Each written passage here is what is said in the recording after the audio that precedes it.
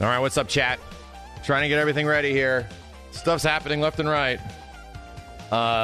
So big Capcom event, right? Hold on a second. Let me go to the Twitch gaming site. I think they're restreaming it, right? Okay, Capcom Showcase. We're getting there. How's Dragon's Dogma on the list? Because Capcom has like 7 games already announced that are not out yet. If you include, you know, the Capcom Fighting Collection at the end of this month, right? There's so many games. Like, I can't really see them announcing another game that's coming out. Like, that just doesn't make any sense to me. But you know what? I'll give you this, chat, right? I'll give you this. If Dragon's Dogma 2 gets announced, we'll play through Dragon's Dogma 1 again, which has been like almost 10 years since I've done that. We'll play through Dragon's Dogma 1 again, and I'll put in I'll make that a 100 gift sub bet. How about that? Let's give that a shot. If Dragon's Dogma 2 anything, if it's not Dragon's Dogma Anniversary, no. If it's Dragon's Dogma 2, right? Then yes, that's a 100 gift sub bet on my end. I think that's pretty unlikely. I know people have been saying stuff, and the wind is pushing me, but I just don't know if that's happening anytime soon, dude. I'd like to be wrong. Telling you what, I'd love to be wrong about that, but you know, I think it's even a low chance we're going to see Street Fighter 6 stuff here, which is weird. But we're going to get RE4 remake, and that's guaranteed, and that's pretty good for me, man. And I still want to see Exoprimal, so there's quite a bit of stuff. Hi, chat. How's it going? Please be wrong. I could be wrong. I need to get some water, man. I've been talking so much. I hope my voice doesn't sound like complete trash, but I've been talking so much for the past few days that it's ridiculous, right? It's been absolutely ridiculous. Even last night, I realized how much gusto I was putting into describing the moments of Street Fighter 6 to my friends and showing them how cool some of this stuff is. And, my God, man. My voice, I woke up this morning, hi, guys. Like, it took me, like an hour to get my vocal cords back. Jeez. Any shot on RE9 stuff? No! RE9 stuff? You want RE8 DLC? No RE9 stuff. What? Monster Hunter stuff? Likely. Sunbreak's about to come out, and they're still showing stuff on it. That's likely. RE9? Holy hell. You guys are crazy. RE9 is like asking for Tekken 8 news. That not happening anytime soon. Like, you guys are you're a little far away. Just a little bit. You're a few years away from RE9 stuff. You're a few years, in the same few years away from Tekken 8 being a thing. Pragmata, not happening. I mean, I don't know how many times I got to tell you guys, the Pragmata team literally said, we'll see you guys in 2023. And that's not like the game is released in 2023. That's like, no, we'll talk about the game again in 2023. So I don't know what you guys are expecting from Pragmata. I could be wrong there.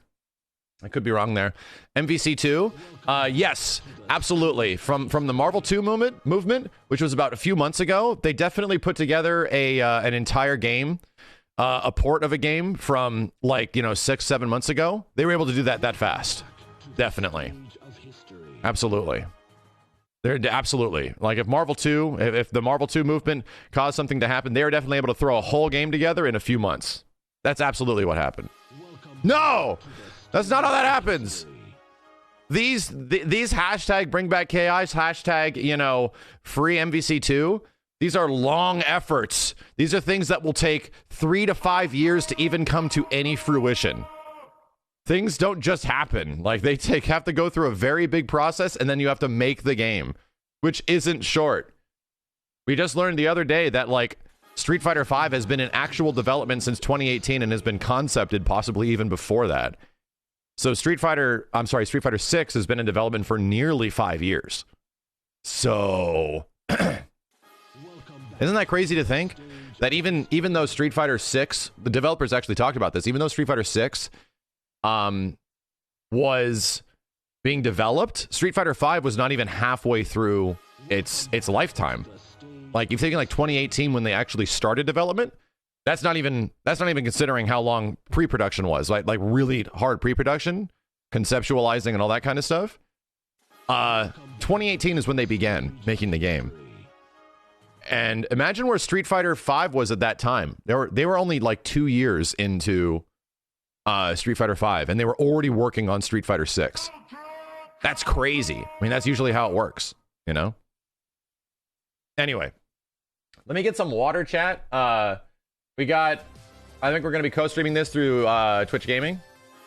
And afterwards, I am going to be on the Twitch Gaming event show.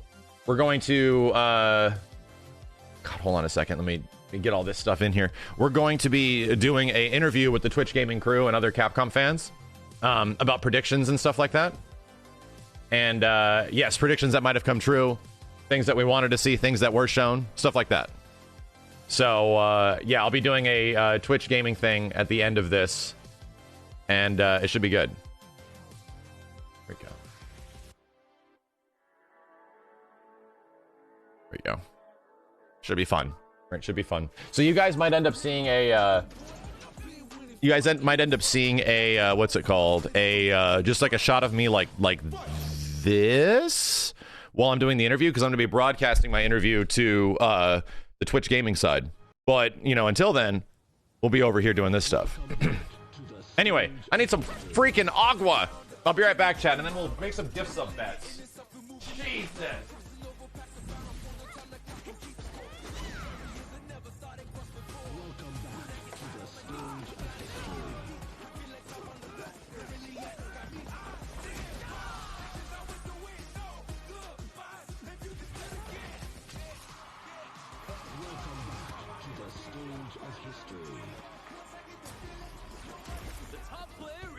Let me have some fun. Ready?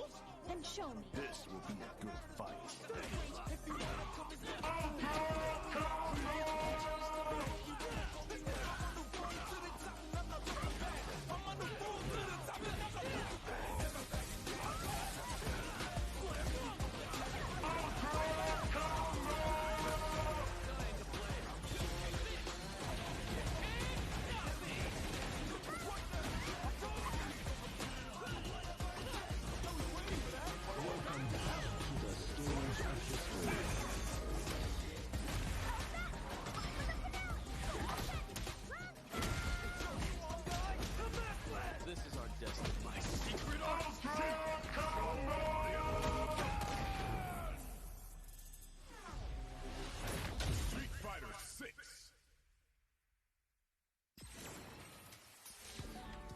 Welcome back to the stage of history.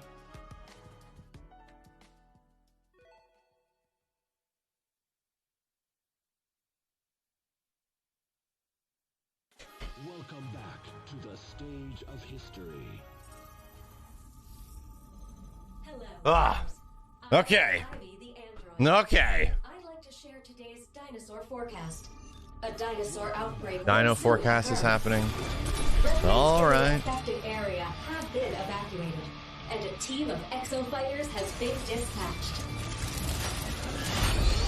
Yeah, I don't know if anybody saw, but what's it called? Sakura was added to MVCI, which is pretty neat.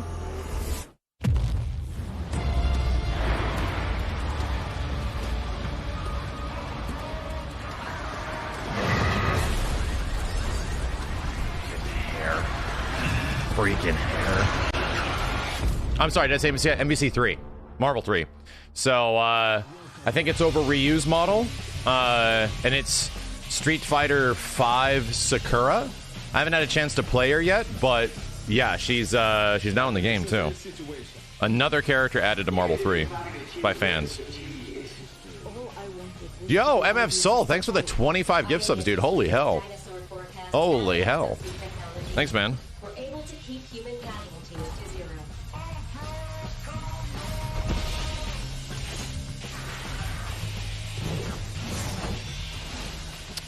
And it's like, Chad, we gotta square everything off before this happens.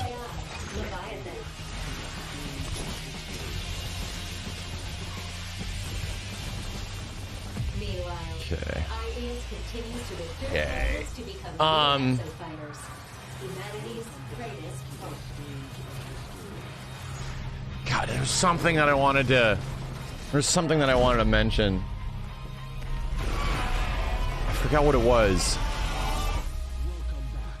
Forgot what it was. Oh man, you made me lose my track of thought, chat. There was something that was going to be a gift sub bet of some kind. I forgot. It's over. No gift sub bet. It's over. Another Exo Fighter recruit. It was your fault. It was definitely your fault. I think that's alluding to the fact that there could be a creative character. Right, that makes sense. Oh, Dragon's Dogma? Did I say 50 gift subs or 100? I think I said 100. 100 gift subs if Dragon's Dogma 2 is actually announced or teased in some way. That's 100 gift subs.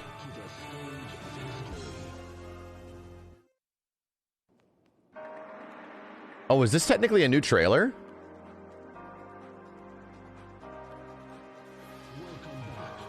Is this technically a new trailer? For Arcade Stadium 2?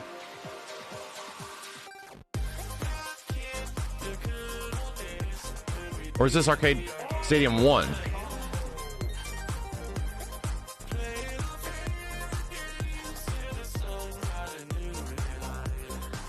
This looks like Arcade Stadium. It's hard to tell. There's so many games on these things.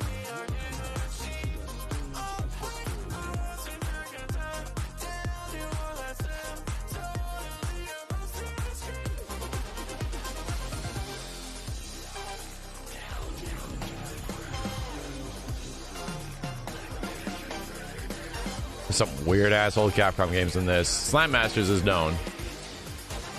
Okay, no wait. This is pack 2. Because it's got Alpha and it's got Darkstalkers. Yeah, this is pack 2. Which is ridiculous. Mega Man Power Battle 1 and 2.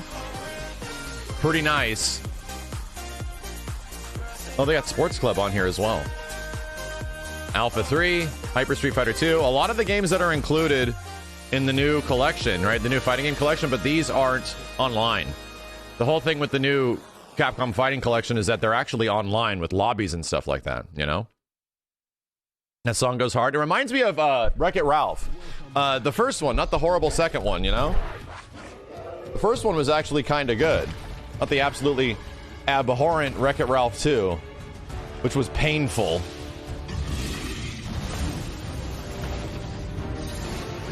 Marvel vs. Capcom 4 plays. I'm gonna have bad news for you guys. They just announced another Capcom fighting game. Right, I got really unfortunate news for you all. They just announced a really big Capcom fighting game. And I think they've learned their lesson when they killed their fighting game franchises 10 years ago when they announced a ton of fighting games all at the same time and then they all ate each other, right? And only one survived that was called Street Fighter. Yeah, I don't think they're doing that again. Considering how many good decisions Capcom's been making over the past few years, I don't think they're doing that again. So if you guys are expecting a new Capcom fighting game anytime soon, you gotta wait at least 2 years. You're gonna have to wait at least 1 year after Street Fighter 6 has been out. 1 year after that is the fastest time frame that they would possibly show off a new Capcom fighting game. Unless it's like a remake of something, unless it's like a port of something. You literally gotta let them breathe. Back in 2011, 2012, Ultimate Marvel 3, Street Fighter 4 Arcade Edition, Street Fighter 3 Online Edition, Darkstalkers Resurrection, and Street Fighter Cross Tekken all came out around a year from each other. And it pretty much killed Capcom's fighting game division. Where Street Fighter 5 had to be budgeted by Sony. So that ain't happening again. What's your hopium for this one? I hope we see actual gameplay. That's what I want. I want to see real gameplay of Resident Evil 4. I want to see Leon go into the village. I want to see him barricade stuff. I want to see things attacking Leon. I want to see him engaging with the villagers in ways that isn't just shooting or knifing or kicking. I want to see like, okay, so how is this version of Leon different than Resident Evil 2 Remake Leon, right? What is he going to be doing? Is he a knife expert, right? Does he have new stuff he can do with the knife? What is some new stuff? My second thing I want to see the most is a new Street Fighter 6 character. Any character will be nice, right? Kimberly, Ken, whatever. I don't think that's happening, though, because they already said that they're going dark for a little bit, and you're not going to see much more on Street Fighter 6 for a little while. They said that like a couple days ago. So it might just be the same trailer. There might be a Street Fighter 6 trailer in here. It'll be like Guile, and they just showed the same thing.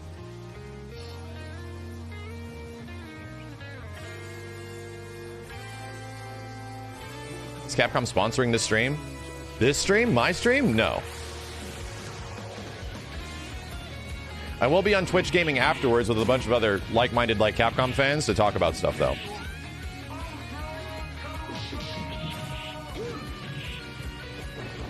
On sub mode when it starts? Yes, like right before it starts, like 30 seconds before. We'll do the usual sub mode so the chat becomes actually readable in some way. And there's no like weird spoiler things from other streams in case we're off.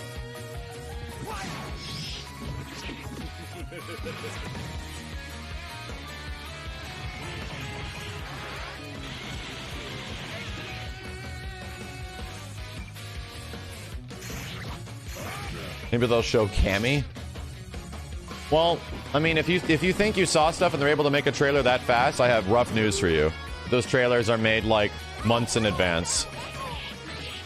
Unfortunately. It would take a little bit longer than a few days.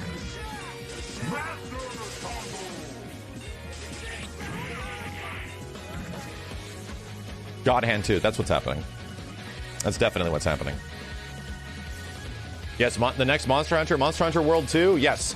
They'll announce Monster Hunter World 2 so that nobody will buy Sunbreak. I like that idea. I think that's a good idea. They're essentially throwing Sunbreak to the wolves by announcing Monster Hunter World 2 here. So nobody's going to buy Sunbreak. I like that, right? They want to kill off Monster Hunter Rise. I like that idea. Let's do it. Let's make that happen. And they'll just announce Monster Hunter World 3 so you don't even buy Monster Hunter World 2? Dang, what's happening? Monster Hunter Universe? All right, here we go. 45 seconds. Come back to the stage of history.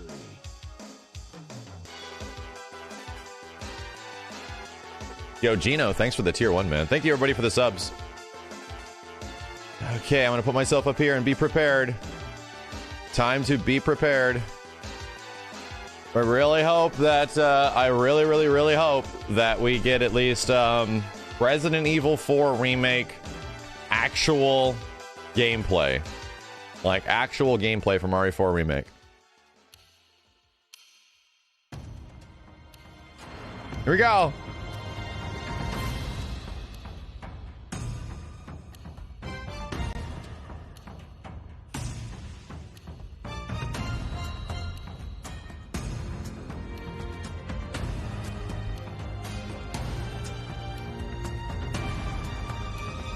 This feels important. 35 straight. Zero chops the screen in half. That would be an announcement.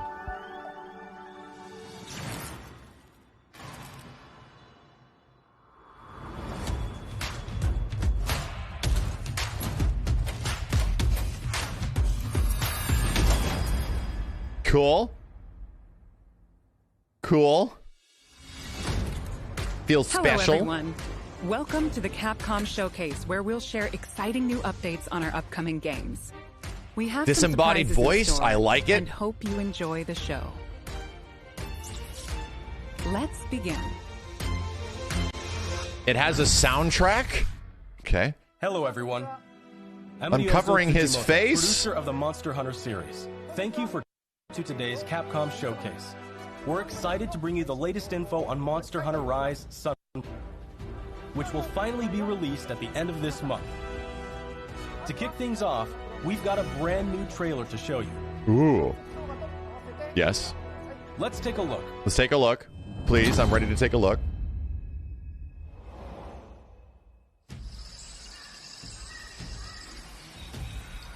Still getting footage from the Switch version, it looks like. New areas. There's a beach!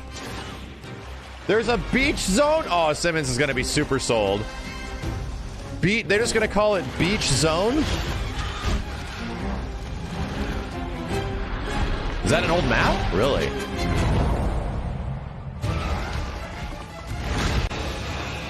What?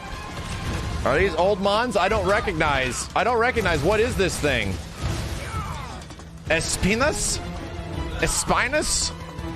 Monster Hunter Frontier stuff? This is too old for my blood. This is some Monster Hunter boomer shit. There's a giant freaking crab. There's a huge crab. I think we saw this guy before. There's a huge crab. We're literally playing Lobster Fight or whatever that crab battle. Whatever that game was.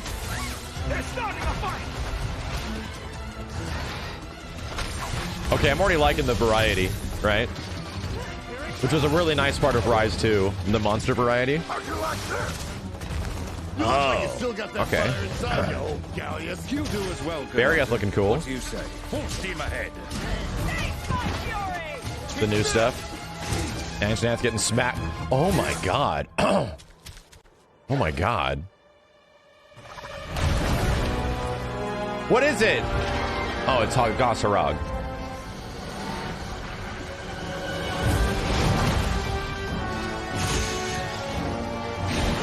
What is it? What?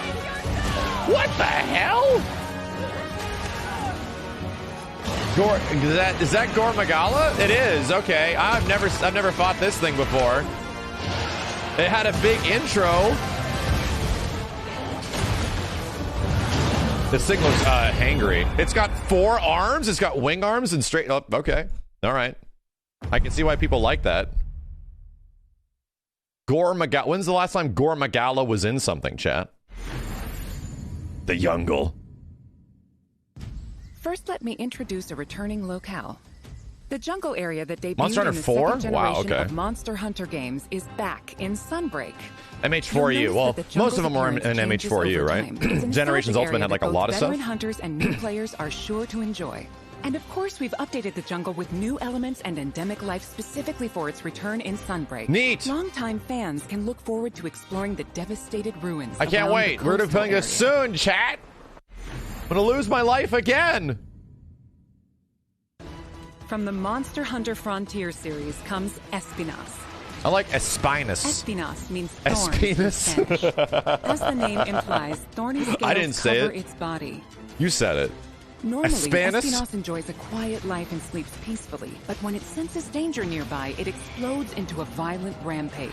Even though it can seem docile, Espinas has a two-faced nature that can be extremely dangerous. This thing looks wicked. The flagship monster of Monster Hunter 4, Gore Oh, Magala, it's a flagship. is No back. wonder everybody loves it.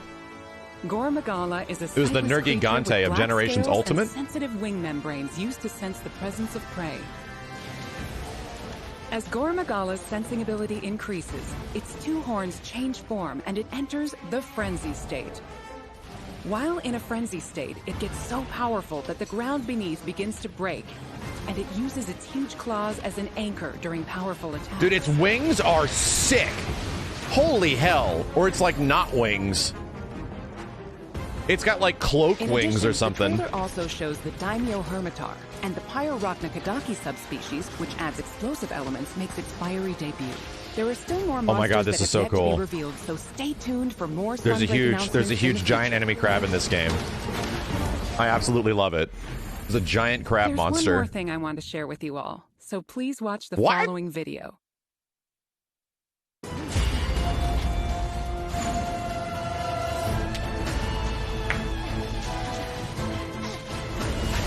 Today, Slay and Astalos. Today, is the demo gonna be Switch only?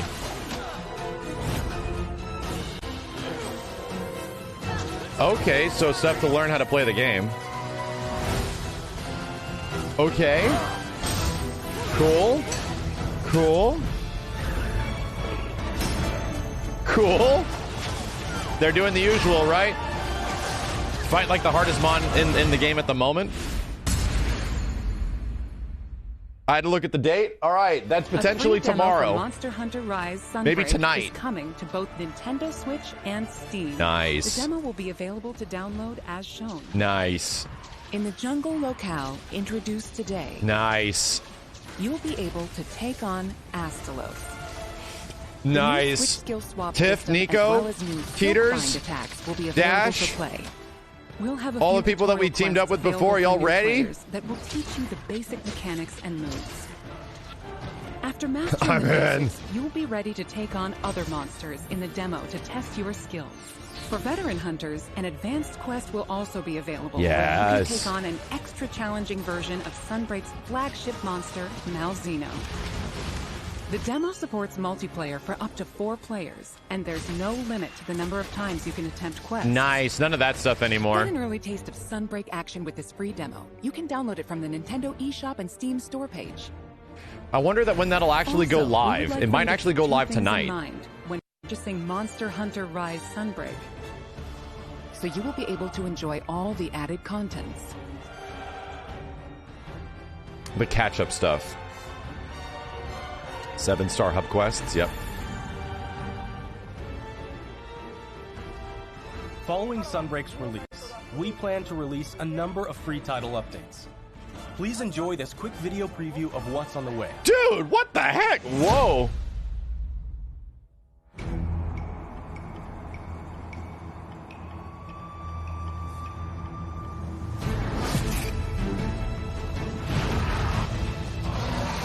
Okay, there's a Kuga.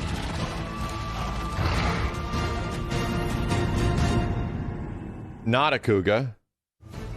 Our first title update, scheduled for August 2022, Kuga variant. will add Lucent Nargacuga. This monster will be a part of the first free title update to come to Sunbreak post-launch. In addition to the Lucent Nargacuga, Yeah, we're what is that also location? adding a new area, the iconic Forlorn Arena. With future title updates, we plan on including additional monsters, variants, and more. Our title update release schedule is as follows. The second title update is planned for a fall 2022 release. Okay. The third title update will come in winter 2022. Several monsters. And there's more to come in 2023. Wow, they're going to go all the way to Each 2023? title update will include additional monsters and other elements. We hope you'll check them out. Wow. I'm kind of surprised. That feels like that's longer than what they did for Rise in general, right? Monster Hunter Rise Sunbreak will be released worldwide on June 30th, 2022.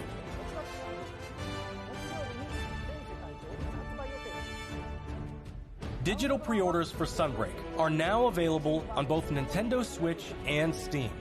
Cool.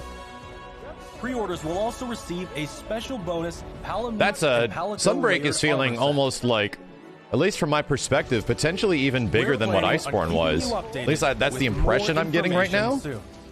Please visit the official website and follow But who Monster knows? Hunter You know, social Iceborne channels was for more really info. big, if not potentially That wraps bigger up our than news for World. Monster Hunter Rise Sunbreak.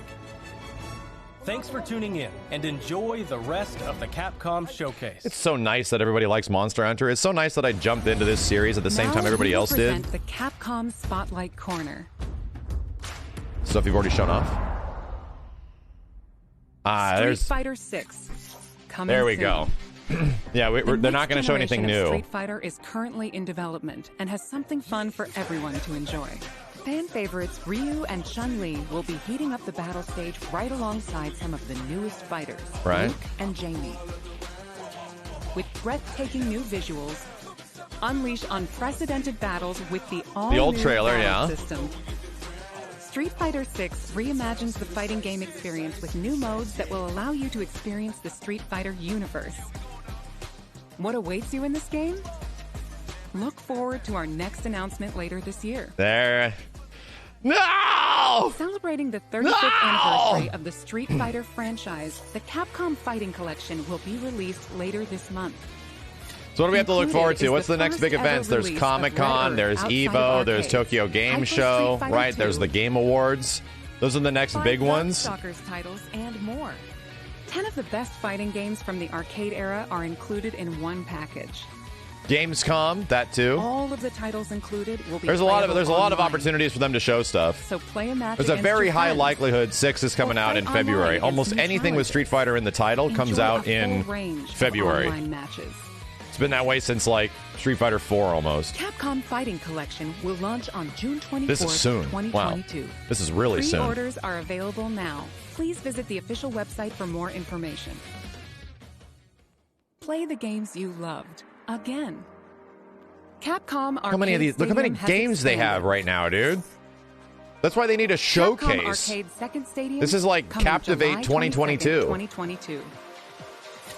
If this was Saturday 10 Night years ago, Slam chat, Masters, me and Matt Magic McMuscles Sword, would be in Hawaii Black at a Tiger, Captivate event Eco Fighters, as they show and off all more, this stuff. combined That's for how a they total used to of do it. 32 arcade titles. In addition to a bundle that features all 32 titles, each title think this is better. available for individual Right? purchase and features. I think this is better. With lots of quality of life options. This is neat. All Wow, you players will can receive really Sunfun get some for good free scores when against the downloading computer that base way. Oh game. my god. Pause, The wait for the bundle featuring DP. all 32 Oof. titles is available for pre-order now. Get Display Frame Set 1 as a bonus for pre-ordering. To celebrate, get the Capcom Arcade Stadium title Street Fighter II: The World Warrior. Free for a limited time. Regular SF2? We hope you try out the Capcom Arcade CPS Stadium 1 as well. SF2. Yeah, not CPS 2. Yeah, Mega Man Power Battles 1 and 2 are very Next fun. up They're is weird an games. update on Capcom's new team-based action game. Yes. Exoprimal. Yes. Show me. I want this game to impress Hi, me. everyone. I'm Takuro Hiraoka, director of Exoprimal. We have a new trailer to show today that includes lots of gameplay. Let's take a look. I am the artificial intelligence, Leviathan. Your personnel data indicates you are a suitable specimen to join an ongoing experiment. Under my supervision, Ibius Corp conducts its most important research here. Welcome to Bikitoa Island. That's a funny name. That is a funny name. You have been selected for a live combat test. The first team to complete their assignment wins. My archives encompass exhaustive records of human history. These annals are riddled with errors and institutional bias. Your species is susceptible to mass delusion. Jesus. Fascinating. Humans dread the other. You seek to evolve, yet you do not want to change. Dinosaur You tear down Musuo curtains, game? Yet fear revelations. Sorta. Even when More what like is a, revealed is of your own creation. Team-based PvPvE game. Combat Right? data is required to develop the exosuit. Think of At more like Ibius, we're EDF, always reaching for but better. Capcom and dinosaurs. Always. Humanity resists quantification. Damn, these mechs look kinda An sick. Interesting variable. Flamehead, Within dude? your behavior lies the answer. What is variable shall become fixed. Humans, fight and die for me. Carnage module online.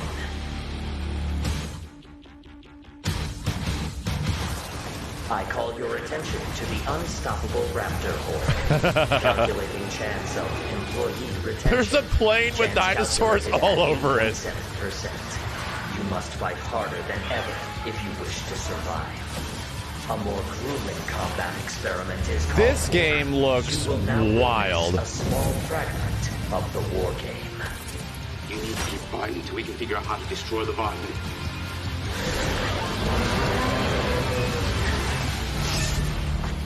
This game is the epitome of bonkers, right? This game is gonna push your 3090, that's for sure.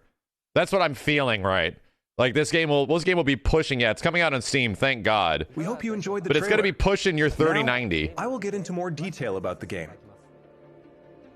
Developed by Ibius Corporation, Leviathan is a next-gen AI that guides players throughout Exoprimal via voice navigation and augmented reality displays.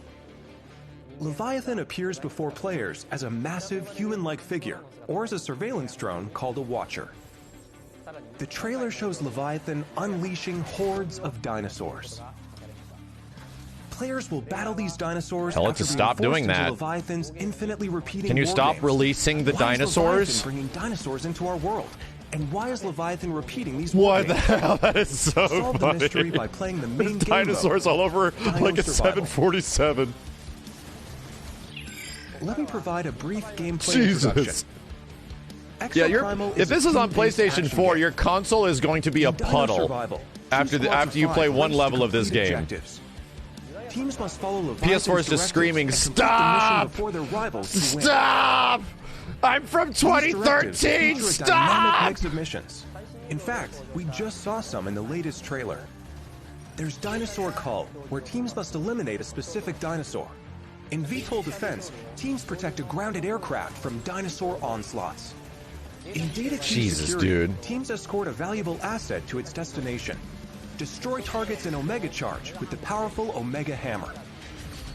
In Energy Taker, teams compete to collect the most energy. It's You almost also like saw a little glimpses of a strange Warframey in and some ways, terrifying right? creature I mean, known as a I'm in Warframe, Neotyrannosaurus. you know, don't know anything, While there are situations but where it's you almost directly like a engage little enemy bit, players, like movement-wise, the there way are other characters are times where like you band schmoving together and with stuff. rivals to Not take as down a fast, major foe. obviously. This variety of missions will keep players on their toes. In Dino Survival, the missions change based on players' progression through the game. The experience will be different every time you play, even in matches with familiar surroundings and objectives. By playing Dino Survival, you will unlock story sequences and also earn rewards such as experience points to increase your player and exosuit levels. Of course. We'll provide more details about this at a later date. The exosuits look great. What's Now the that we date, detailed man? Dino Survival. Let's move on to exosuits.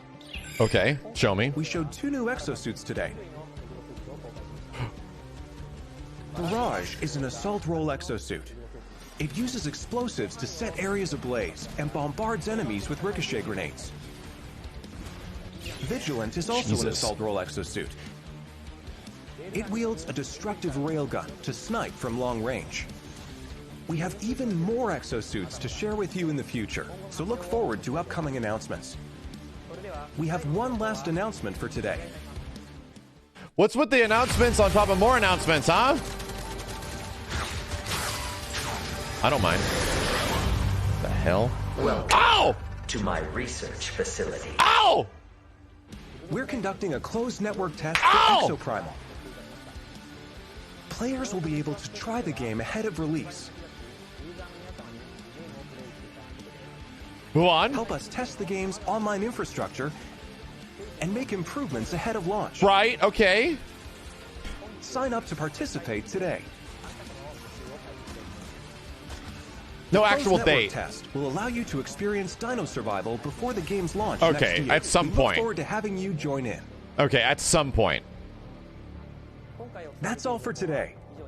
And they're just saying the game's launching next We year. plan to release Exoprimal in 2023. Okay, no hard date yet. Until then, keep an eye on our website. Usually and most social big media. Capcom games launch in the first 3 to 4 months of every year. Thank you for watching. So I don't know if they're going to be doing that because RE4 is coming out and potentially Street Fighter is coming out around that time. And where the hell's We have a Exoprimal message go? about Dragon's Dogma, which recently celebrated its 10th anniversary. This doesn't count. It has to be Dragon's Dogma 2. This doesn't count. It has to be Dragon's Dogma 2. Okay. I said that it had to be Hi, Dragon's everyone. Dogma 2, I'm not Hideki just an Tsuna, announcement of... Game director at Capcom.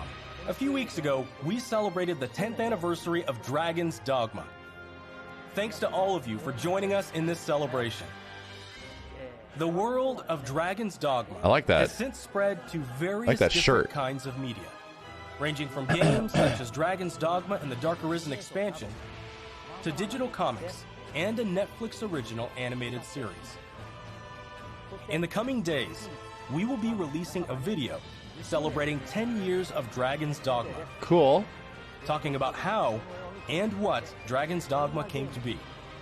So whether you're a longtime fan or just curious about the series, we'll have something for you to enjoy. Another Dragon's We Dogma hope stream. You check it out.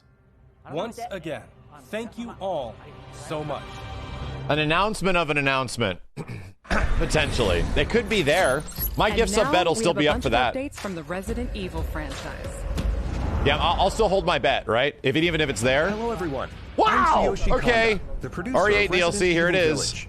Thanks to all of our fans, Village has sold over 6 million units worldwide. My bet still stands for Everyone on Dragon's the team Dogma is 2. incredibly happy to Still see stands. so many people enjoy the game. Thank you for your support. The Resident Evil series continues to bring fun experiences to people around the world. We want longtime fans and people who are new to Resident Evil to enjoy this storied franchise. Let's start with this video. 6 million's a lot for 1 year in a Resident Evil game. That's a lot. They might end up eclipsing Resident Evil 7 overall. 16 years? What? This is a bit of a spoiler. It's all right.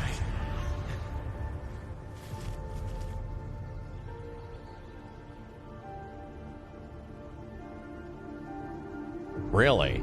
I can show you things even Chris doesn't know I can do. I want to live a normal life.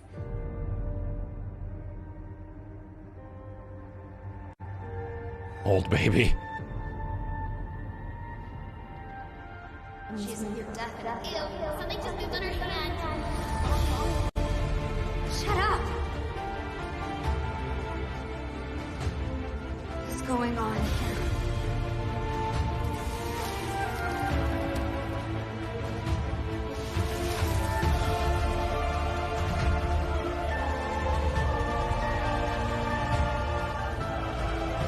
You're just like me. Now we have a new little rabbit to pursue. Oh no, the Duke took things over? Oh no! Oh no. Alright. It's time. Marking the target. Jesus, Chris. Showtime! Now, what next? What the shit? Okay. You get to play as Demetresk. Okay. That's pretty neat. It's actually a story expansion.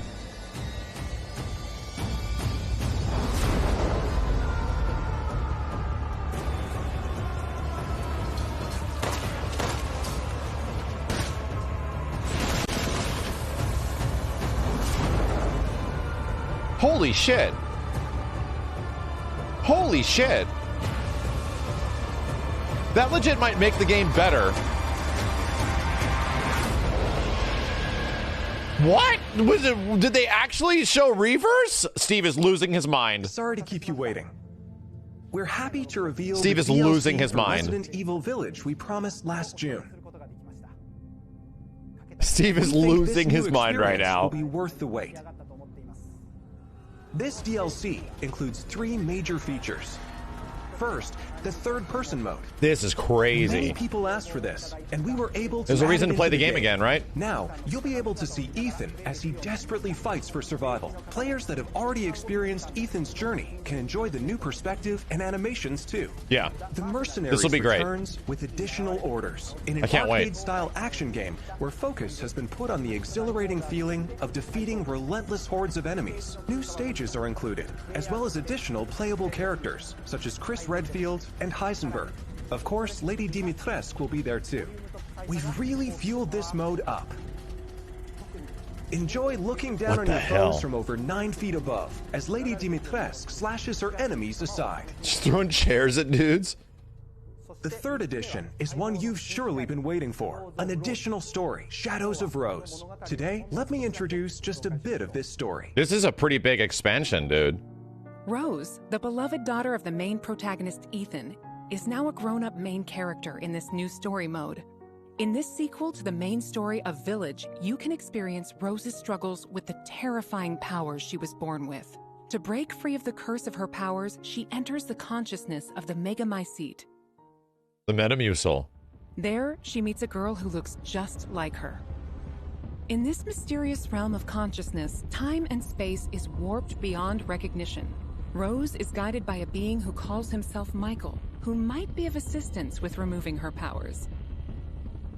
Shadow Rose is set completely in a third-person perspective. In the realm of consciousness, you won't only face creatures, but the world itself seems to be attacking you. Enjoy the horror of the world itself being your greatest enemy. The whole thing's in third person? How will Rose find freedom from her mysterious powers? The DLC for Resident Evil Village Winter's expansion includes all 3 of these major additions. In addition, that'll be great. That's a great opportunity in like October to go through RE8 again, because we were just talking about this, where it's like, I don't remember a ton that happened in RE8, just big moments. The release date is planned for October 28th, 2022. That's nuts. A year and a half after the first game comes out. RE-verse will also begin service on the same date, October 28th, 2022. We hope that you are looking forward to it. That's it. Right? How did you like that? They delayed Reverse until the DLC. Also, as already announced, we are working on making the main story of Village available on Mac so that even more people can enjoy Resident Evil. In addition, the that's a main big story day. of Village is planned That's a to be lot of playable content. on PlayStation VR 2. We're working hard on bringing you the ultimate immersive experience worthy of next gen in Resident Evil Village. So look forward to future announcements. Up next, a game that was announced Here we go, just boys. a few days ago. They're saving it for the end.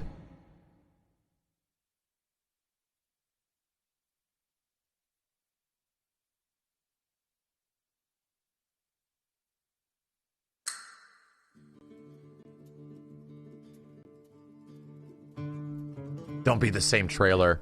Please, no.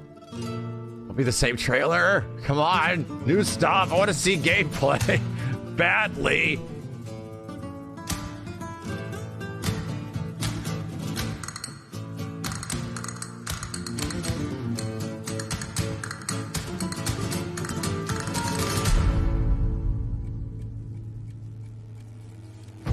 Gondor Wonder Roost.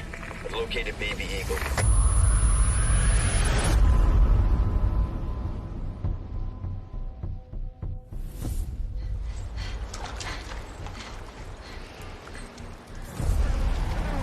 Maybe it's an extended trailer?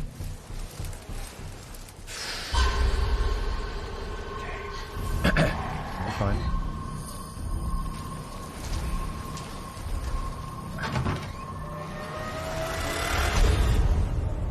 Guess you, me, picked the wrong spot to vacation, eh?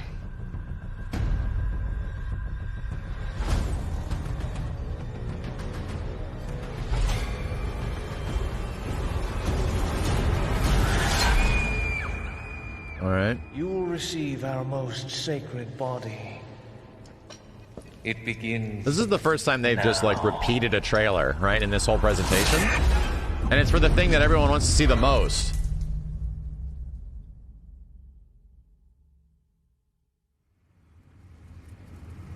If I could just forget what happened that night. The pain. Even for a second. This time, it can be different. New stuff? It has to. Okay, that was the smallest amount of new stuff. We got a face reveal of Leon. All right, and guess what? It looks like Leon. Hi, everyone. I'm Yasuhiro. I'm shocked. Director of Resident Evil 4.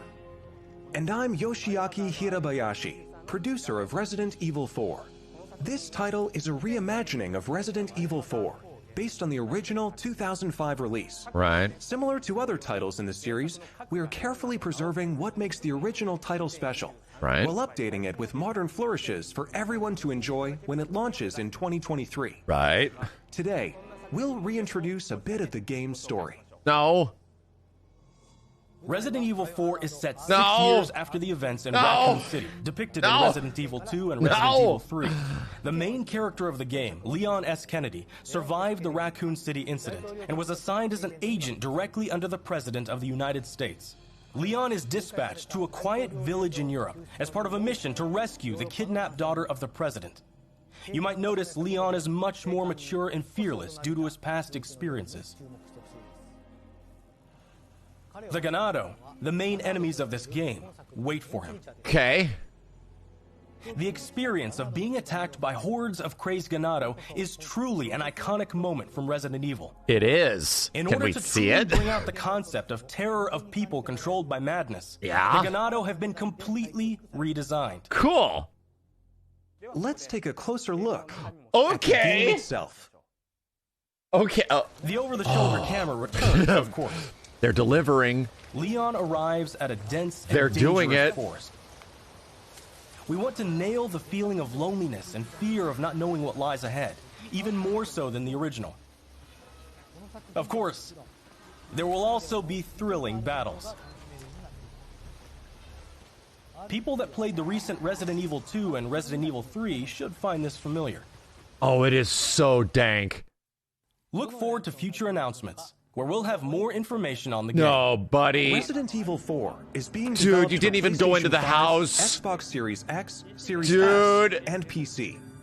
The release date will be March 24th. Dude, you didn't even go into the house, man. We are aiming to create a Resident Evil 4 that everyone can enjoy, so please look forward to it. That was the smallest. Thank you so much. It was Leon walking around, bro. It was Leon walking. He didn't even kick something. What did you think about the latest information on Resident Evil Village and Resident Evil 4?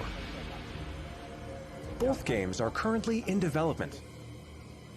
I was really hoping For to those see who more. Can't wait for the release. Check out the following games.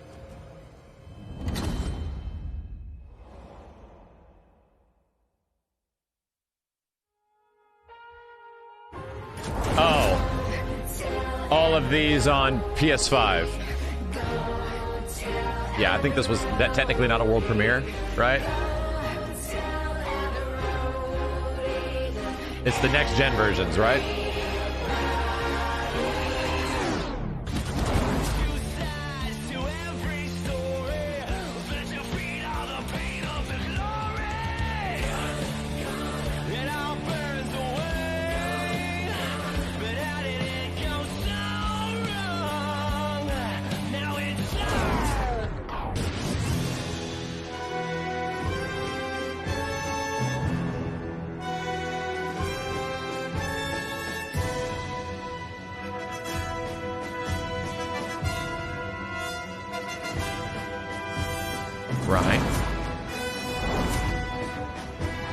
Right, okay.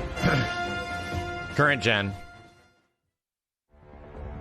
And that's Resident Evil 7, which brought the series back to its survival horror roots, and the reimagining of classic titles Resident Evil 2 and Resident Evil 3.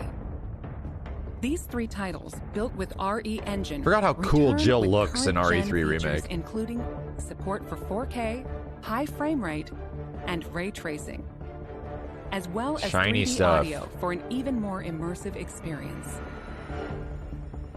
These titles are available for PlayStation 5 and Xbox Series X and Series S beginning today. Whoa. In addition, Whoa. PlayStation 4 and Xbox One players can enjoy a Do the free PC digital versions upgrade also get to upgraded current too? gen via the digital upgrade program and smart delivery. For PC users, an update patch will Hey, be I just had to available on the complain a same little. date. For newcomers and veterans of survival horror alike, we hope you enjoyed the immersion these new Because those are versions big offer. graphical upgrades that aren't available in the PC version, you know? Welcome to the family. That's all for today's announcement. There was a lot of stuff here, Thank you. right?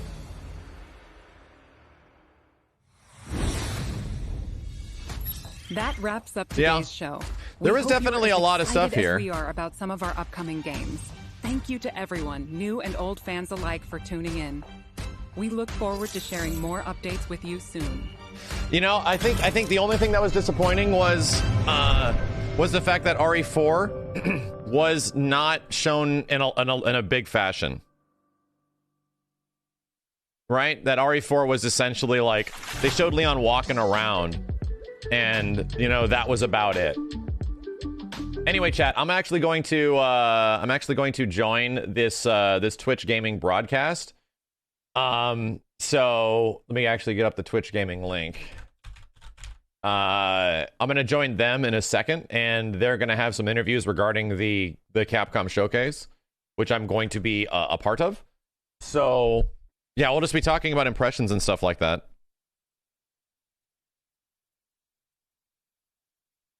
And I'll be restreaming it, and then we'll go over the stuff, like all the announcement stuff that they showed after we're done with the interview stuff.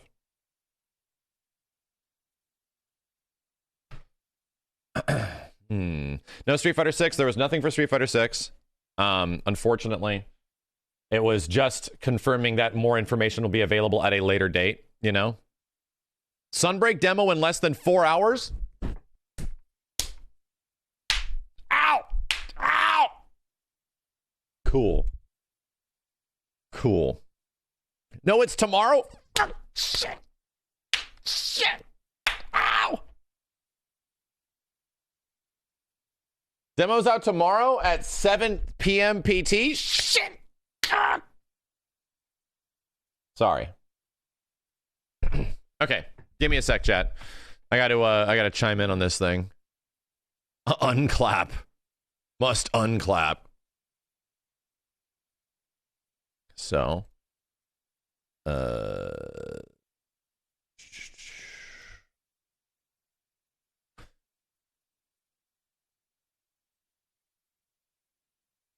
then we'll go over like any of the new videos they've released or anything. We'll review that stuff and go over it. But let me join this call really fast. I'm gonna switch to this scene because they're gonna yoink my my broadcast feed. So give me a sec, chat.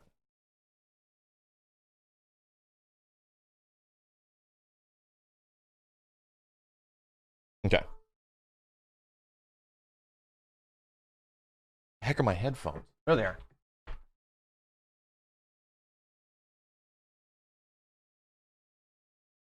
For anybody that's still seeing me right now, go to Twitch Gaming. There'll be a bunch of folks that are like Capcom fans will be chatting about this stuff in like a group setting, you know. Sec, chat.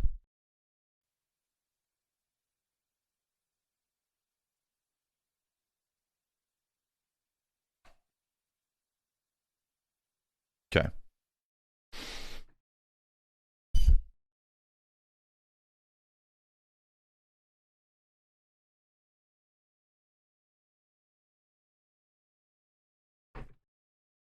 We're just waiting.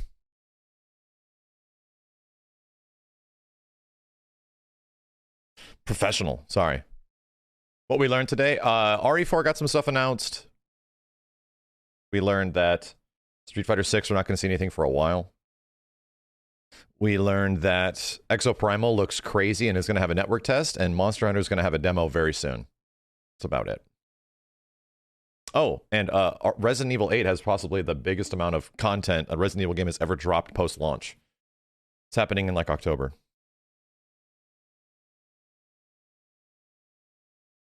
Hold on a sec.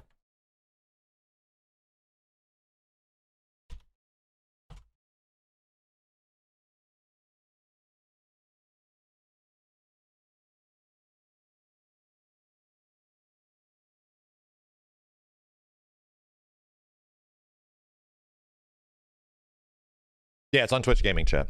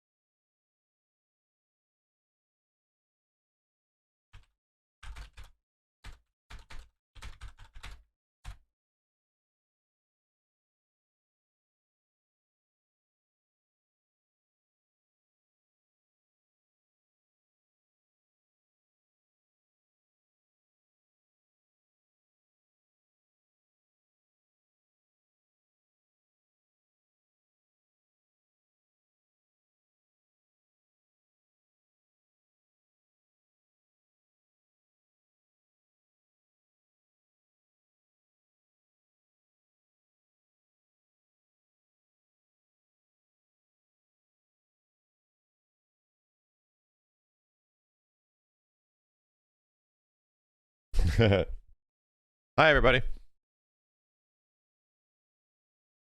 I was sitting here waiting for Leon to kick a Ganado in the head, and it didn't happen. Oh, man.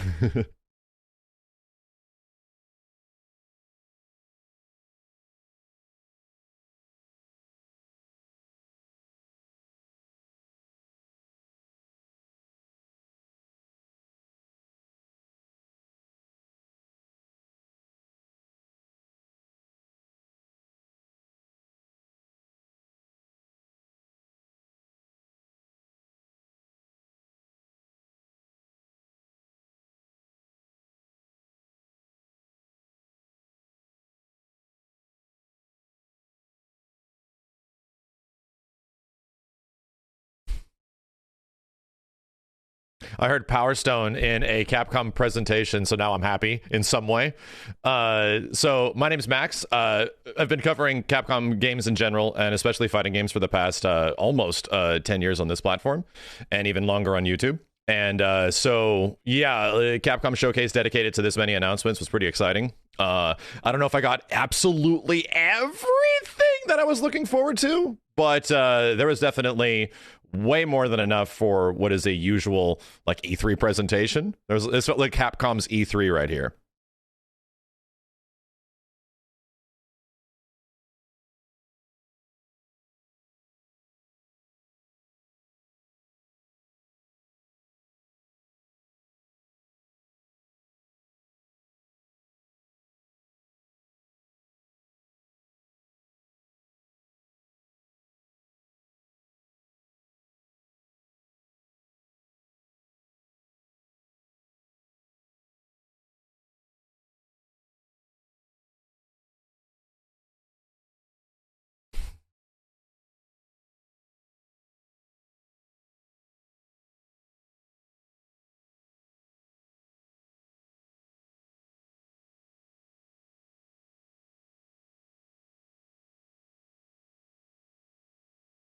Yeah, Technique, do you want to take the first one?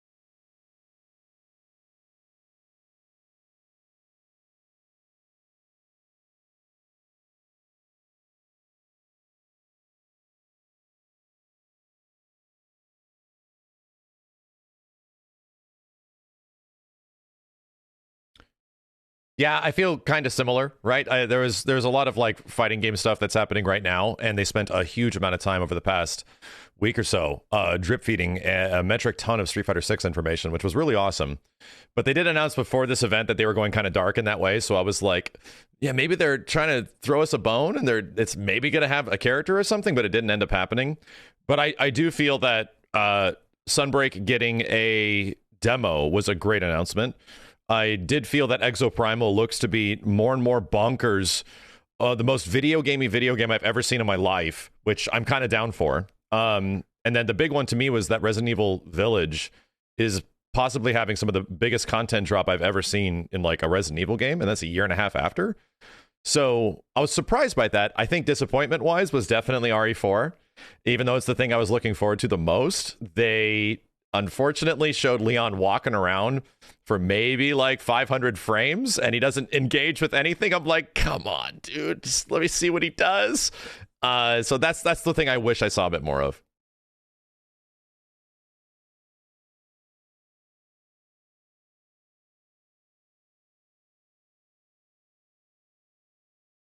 Oh,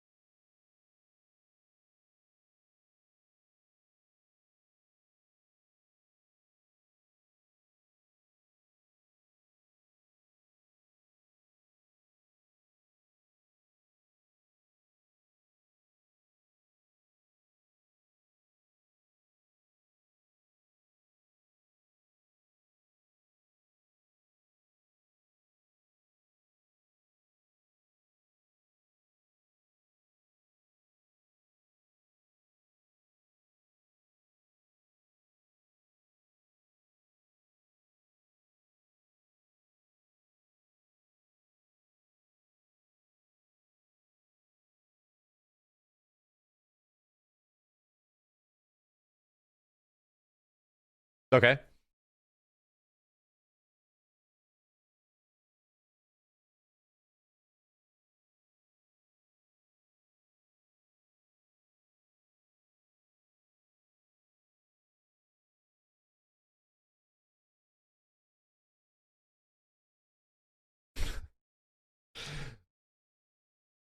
If there was a one moment I think technically took it, it was a part of the Resident Evil segment about RE8, and I think it was Shadows of Rose.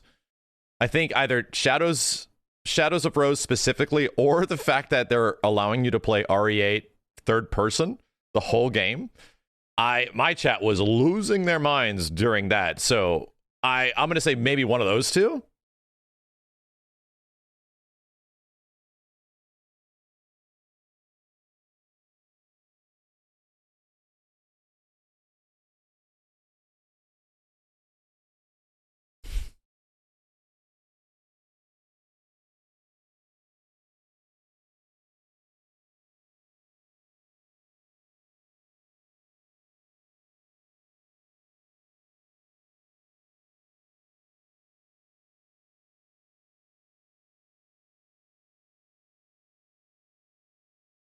Dragon's Dogma, watch.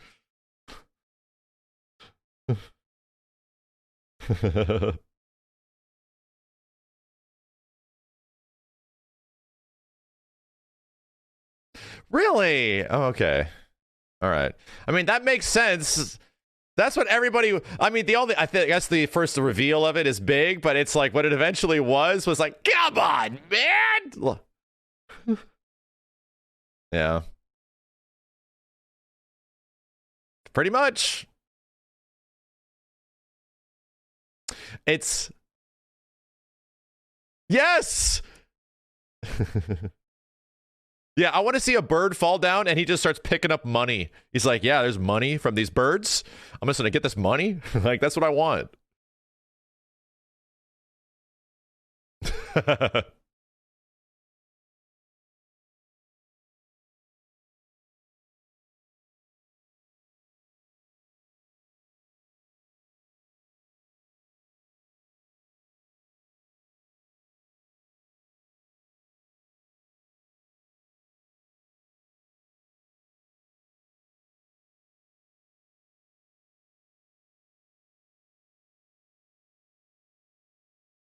Oh God. Oh God. I'm nervous. I'm nervous that all the weird stuff that I was hoping came true, nothing happened or something like that.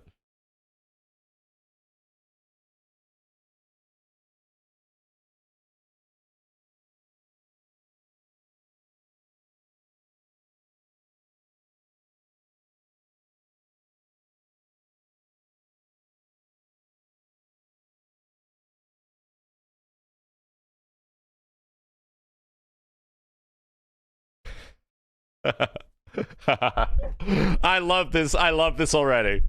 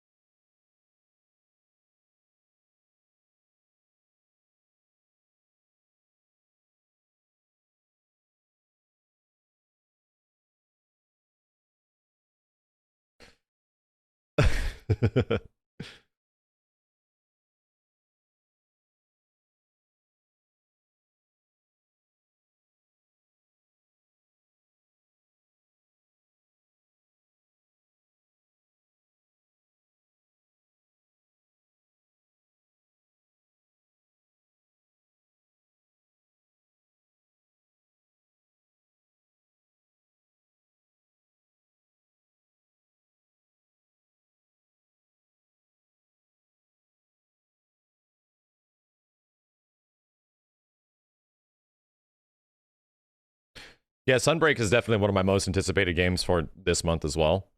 June's got a lot of stuff dropping, and Monster Hunter Rise, I would argue I ended up enjoying more than even Monster Hunter World. I don't think I played it more than it, but this is a crazy game that gives characters the ability to do crazy stuff.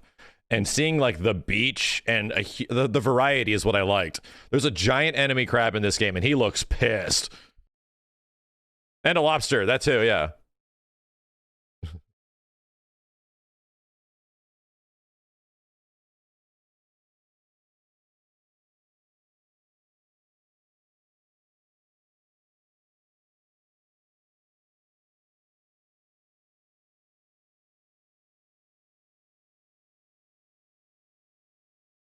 Oh, so happy. Yeah. Yeah, that's the first thing I said. If there was going to be a demo, I'm like, oh, please be on Steam. Please be on Steam. Please be on Steam.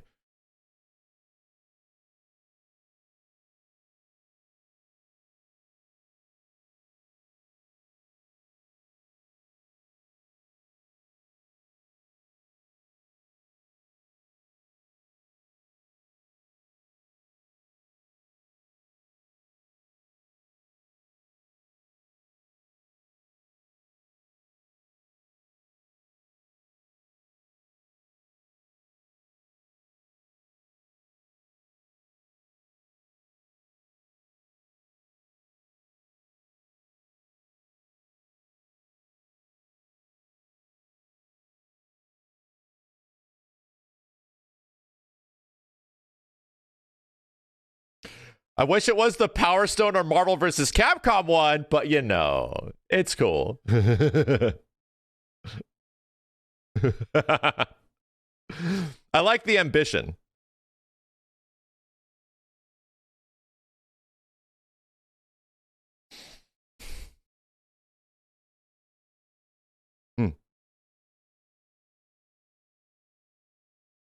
That's fine.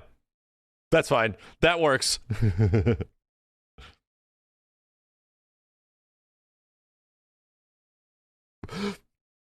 Yes. It was here technically. It was here.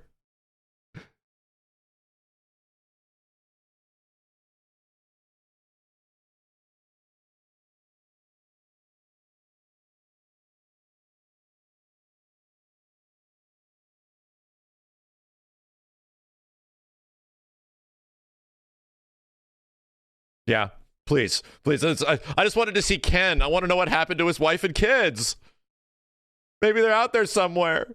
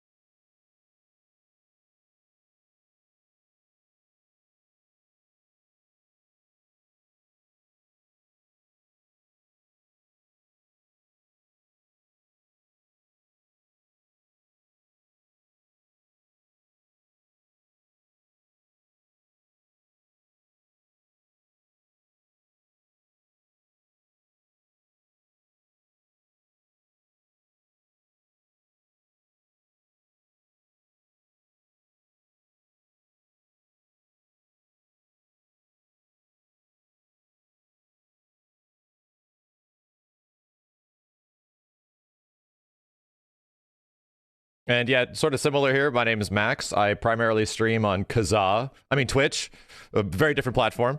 Yeah, we play a lot of the same stuff as these dudes. And there's a lot of great Capcom stuff coming out over the next few months, and a lot of stuff on the horizon. So between me and Technique and Sajam, what was that? Well, definitely Sunbreak, right? I'll definitely be continuing some RE4 original playthroughs, right? I'll definitely be getting ready for Exoprimal by playing Dino Crisis for the first time a full playthrough, right? There's a lot of cool legacy stuff that's out there that we can get ready for the next year of Capcom stuff, including a lot of Street Fighter and a lot of Street Fighter 6, you know?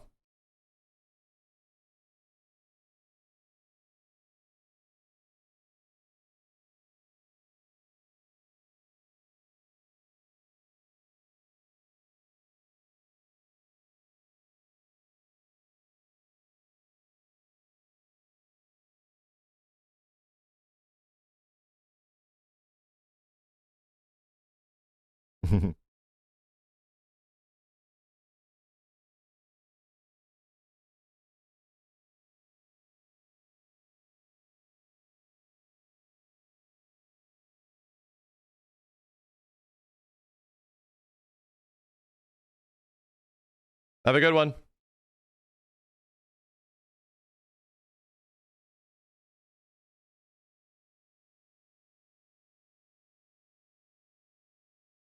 All right, chat.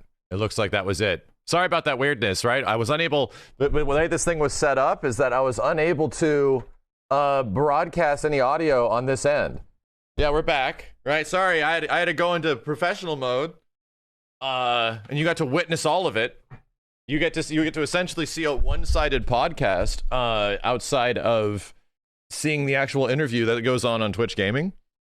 But you know, damn, everything's gone now. Why? Let's put that there. Let's put this here. Sorry about that, chat. We're back. We had to get that stuff done on Twitch Gaming, so it'd be what it do. I had an extra L. Whatever. It's fine. It's fine. Closed beta signups available. The Dragon's Dogma Showcase is the same time as the Final Fantasy VII 25th anniversary.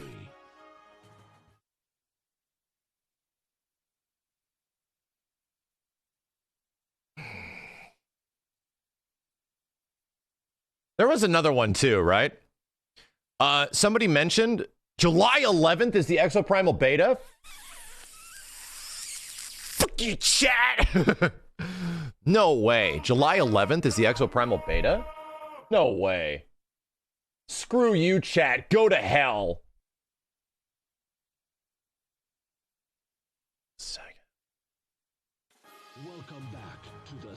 July 11th, you didn't lie. Come back from hell, chat. I told you to go to hell, kiss my ass, and go to hell.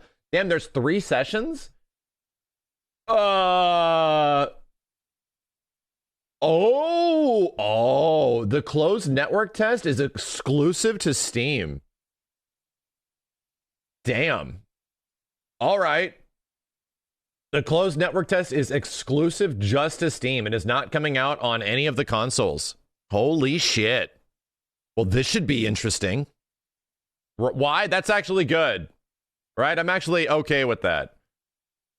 So the interesting thing about that is you need a Capcom ID linked to your Steam account, which...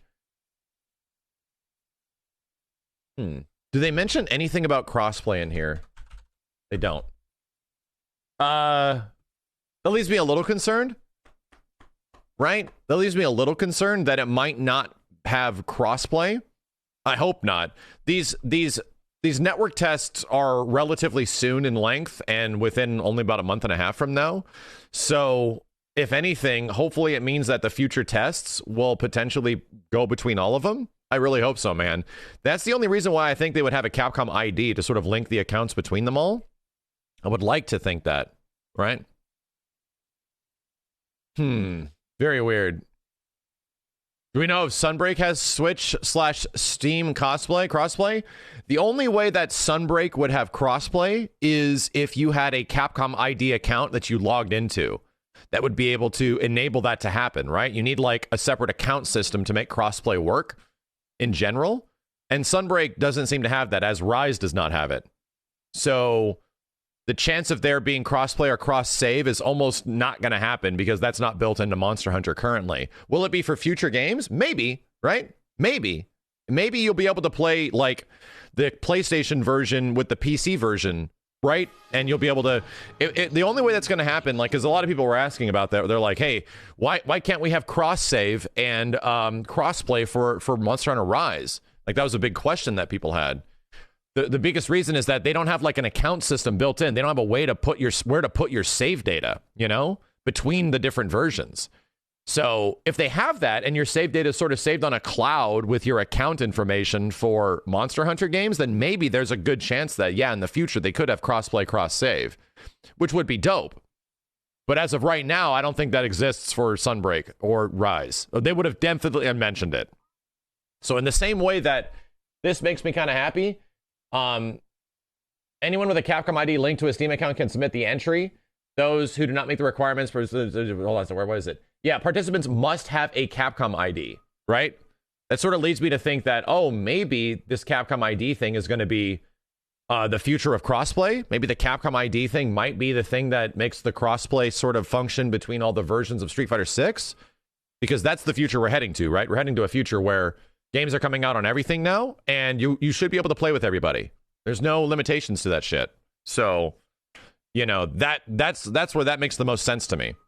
It really depends. It does depend, right? We don't know. It isn't the fact that like Capcom can't pull off cross save. They have to have the infrastructure to make it work, you know? They need to have like the way to get the save file between all the different versions. That doesn't require you putting it on a USB drive or something like that and transferring it. They need to have their own cloud system or something that has the save data that it can just go boink and pull the save and be like, oh, you're on the PC version. Here's your save, you know? So that's good, right? The fact that Sunbreak has a demo, which it usually does, a network demo, the fact that this has a network demo is practically confirmation that Street Fighter 6 is going to have a network demo. I find it kind of funny that we have the most information on Street Fighter 6, but and a release date, but there's barely anything about Resident Evil 4, and we actually have a release date for that. And there's also a network test for a game that we don't know when the hell is coming out next year. We have no idea when the hell this is even going to be coming out, but still, there is a network test. So I'm confident that Street Fighter 6 is going to have a network test. It's going to have to. The big question is, how far are we going to have to wait for that? And here's my prediction. Here is where I start making predictions of where this stuff is going. I feel the next big announcement that we're probably going to get for Street Fighter is most likely going to be EVO, right? Is going to be something around August. I think at EVO, they announce like a couple of characters. But I think at EVO, they also announce the network test. They'll also announce like the beta/alpha of when you could actually play Street Fighter 6. And it'll be like a cross-play alpha or something like that. That would make people lose their goddamn minds, right? Just absolutely, that's the best place to announce that stuff, you know? So I don't know if it'll have 4 characters, 6 characters, whatever. I don't know. But just allowing people to play the game from home and give it a shot and just experience what the heck it's like. EVO is the place to do that, because that's where you have like your biggest audience that'll be really testing out netcode and stuff. You want to get their attention because they'll be the ones that'll be the most interested and invested into seeing if it's good. And based on what I played, it'll probably make a lot of people very happy, you know? So that's my big prediction for Street Fighter 6. I don't think we're going to be seeing anything. If there is going to be like a network test announcement, that'll probably be at EVO. And EVO is early August, I believe. I think it's the first week of August. Is it rollback netcode? It's rollback netcode. It's new generation rollback netcode. Not the same as Street Fighter 5 or Marvel Infinite. Rollback netcode built from the ground up in RE Engine. And it is also crossplay between all versions. So you're definitely going to have to make an account for that, right? To save your character and stuff like that. So, holy hell. What's new generation? So the netcode that they used for previous Capcom fighting games was called Kagemusha. Kagemusha 1.0 was used in Street Fighter 5. It didn't work out great. And then Kagemusha 2.0 was severely improved in Marvel vs. Capcom Infinite and was a much better online experience than Street Fighter 5. But what they're doing is not that. They're not using that as the base because there was already issues with that old generation netcode. And they are essentially creating a new generation rollback netcode from the ground up for RE Engine, because this game is not in the same engine as the previous Capcom fighting games that used that netcode. That stuff was in Unreal. So now they're making Street Fighter 6 in the RE Engine, in their own proprietary engine. And just maybe, right? Just maybe they'll actually come up with something a lot better because this is their own stuff. Well, I would like to think so. Capcom seems to genuinely really give a shit about the quality of life about Street Fighter 6. And there was a weird thing where I was asking the devs directly about the online, and they seemed very eager to answer questions about online stuff. And that's where I found out that the game is going to be crossplay between everything. So, yeah, it seemed like they were like ready for questions about like netcode and crossplay and how things are going to work, but they can't answer too much. But they seemed like, yeah, ask us questions about the netcode, bruh, is what they kind of were given the impression. So interesting, right? Very interesting. Do you have a video game some years ago about not made here? How is this different? The pandemic happened is why this is different. The pandemic took place, essentially forced a lot of the industry into a corner. And essentially brutalized several fighting games that did not get an opportunity to shine because their online was not good. And it was essentially the only option that people had. At that point, that was a make it or break it situation. Guilty Gear was forced into a corner, or even Guilty Gear had to put in rollback netcode into their games. That happened practically because of a huge demand and the pandemic. So, you know, there was a lot of there's eventually, like, so many people saying so many things, and when so much of that happens, and the big word of mouth that happens as a result of it, as of right now, you have to realize that devs, especially post-pandemic, were essentially forced to put rollback into their games, because if it didn't have it, they would just get eviscerated. People would just be like, who gives a shit? So things changed, right? The industry essentially changed because of the pandemic. So, and it started already, right? If you release a fighting game and it doesn't have like rollback netcode at this point, or just old ass delay-based netcode, good luck, right? Good luck. I don't know what you're going to get your audience, people that'll buy the game, and your casual audience will be there. But if you're talking about people that will be able to be excited about playing it, you know, online, outside of just playing it for the sake of playing it, you're going to have to deal with a shitstorm. It's just the way it is. If there's actually one good thing that came as a result of the pandemic for fighting games, it was the fact that it essentially forced the Japanese side of development to come up with solutions. It essentially forced them into a corner, you know? So shit changed. Long story short, why does this not apply to the not made here situation that has been the case for a lot of stuff in Japan? Shit changed. And it might be pretty obvious that Street Fighter 6 is not being made for Japan. Pretty obvious that if you have like a hip-hop urban street game, that isn't exactly indicative of the Japanese market at all. Street Fighter 6 is absolutely being made for like a Western audience. So they're trying to go big scope, right? They're trying to create something that is a worldwide thing and just doesn't appeal to one area. They're going outside the bubble, you know what I mean?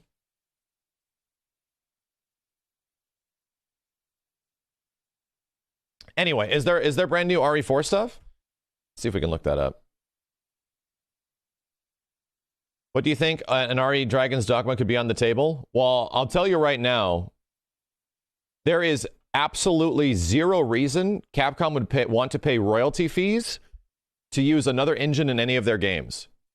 Why would they be paying Epic Games like 10 to 15% all of their budget, all of their revenue? Sorry, why would they be doing that when their engine works and it's what it does? All I'm telling you is that if there's big 3D games or almost any games that are going to be coming out from Capcom at this point, because their engine is so versatile, there is zero reason for them to be using any other engine. They don't need to. They have a fighting game in the engine. They have action games in the engine. They have a Monster Hunter in the engine. They have all their Resident Evil games in the engine nowadays. They have platforming games like Ghosts and Goblins in the engine. There's no reason to not use RE Engine. And they all look good. So, and it's super scalable, right? It works. I'm playing a Monster Hunter game on RE Engine on a Switch, and I enjoyed my experience, right? A Monster Hunter game with insanely complex gameplay mechanics, ridiculous stuff that it has to account for, bigger zones than even some spots in Monster Hunter World, functioned on Switch. And it actually ran at a relatively stable frame rate. It didn't run at 60, but that is hardware from like 2013. That's ancient shit in that system, and it's not even that good. And it ran an RE Engine at 30 FPS. I don't know what to say, man. Like, they essentially have a diamond in the rough with this engine, and guess what it's costing them to produce games in this engine? Nothing.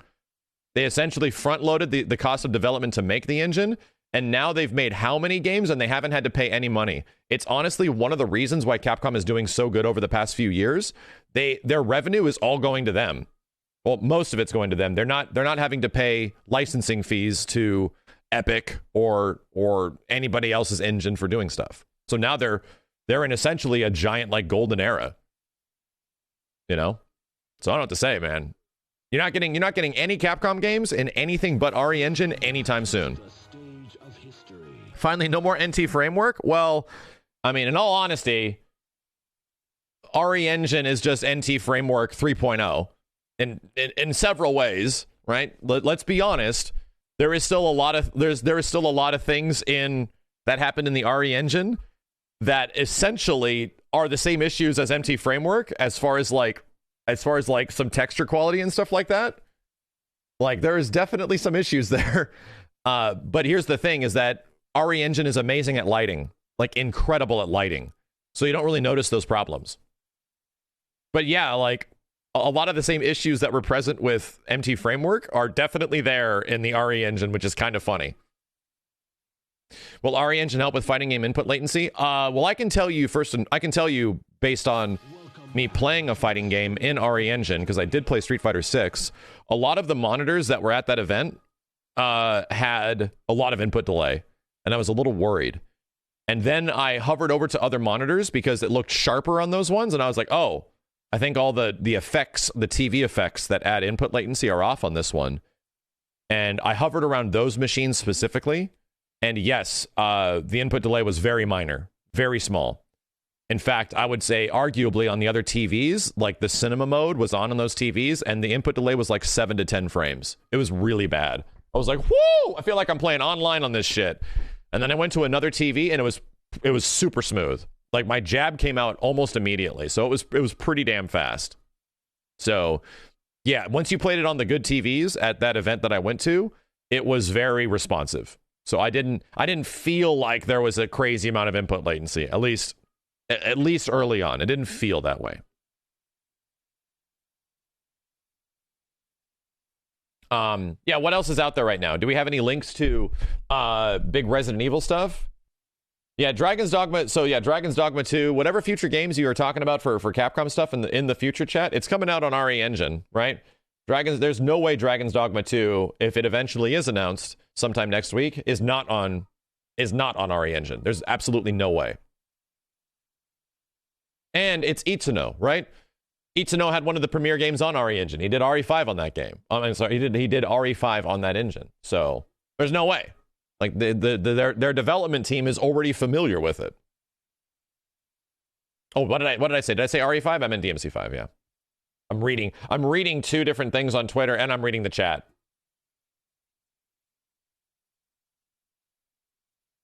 You'd be shocked how difficult it is when you're reading a bunch of stuff, chat, and trying to create cohesive thought process while also reading a bunch of shit at the exact same time. It's like riding a bike backwards downhill, trying to drink a cup of water. Hang on a second.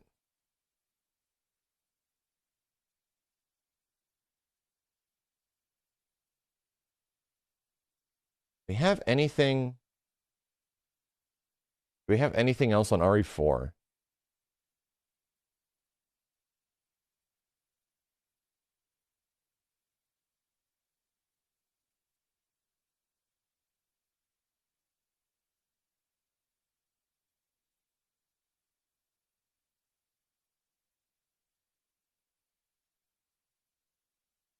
What the hell? What is Jeff Keighley looking at?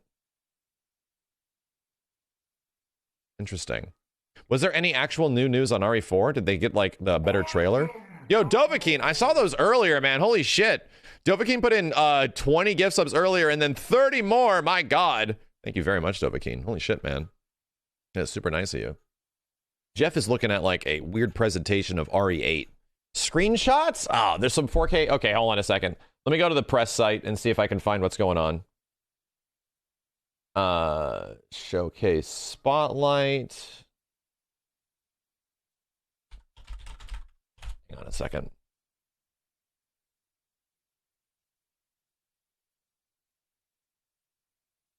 Monster Hunter, Exoprimal. RE4. Okay, yeah, I do have some more. I do have some screenshots for you guys. Give me a second. Let me just select all of these. These are like 8 meg PNGs. I'm just going to download all of them.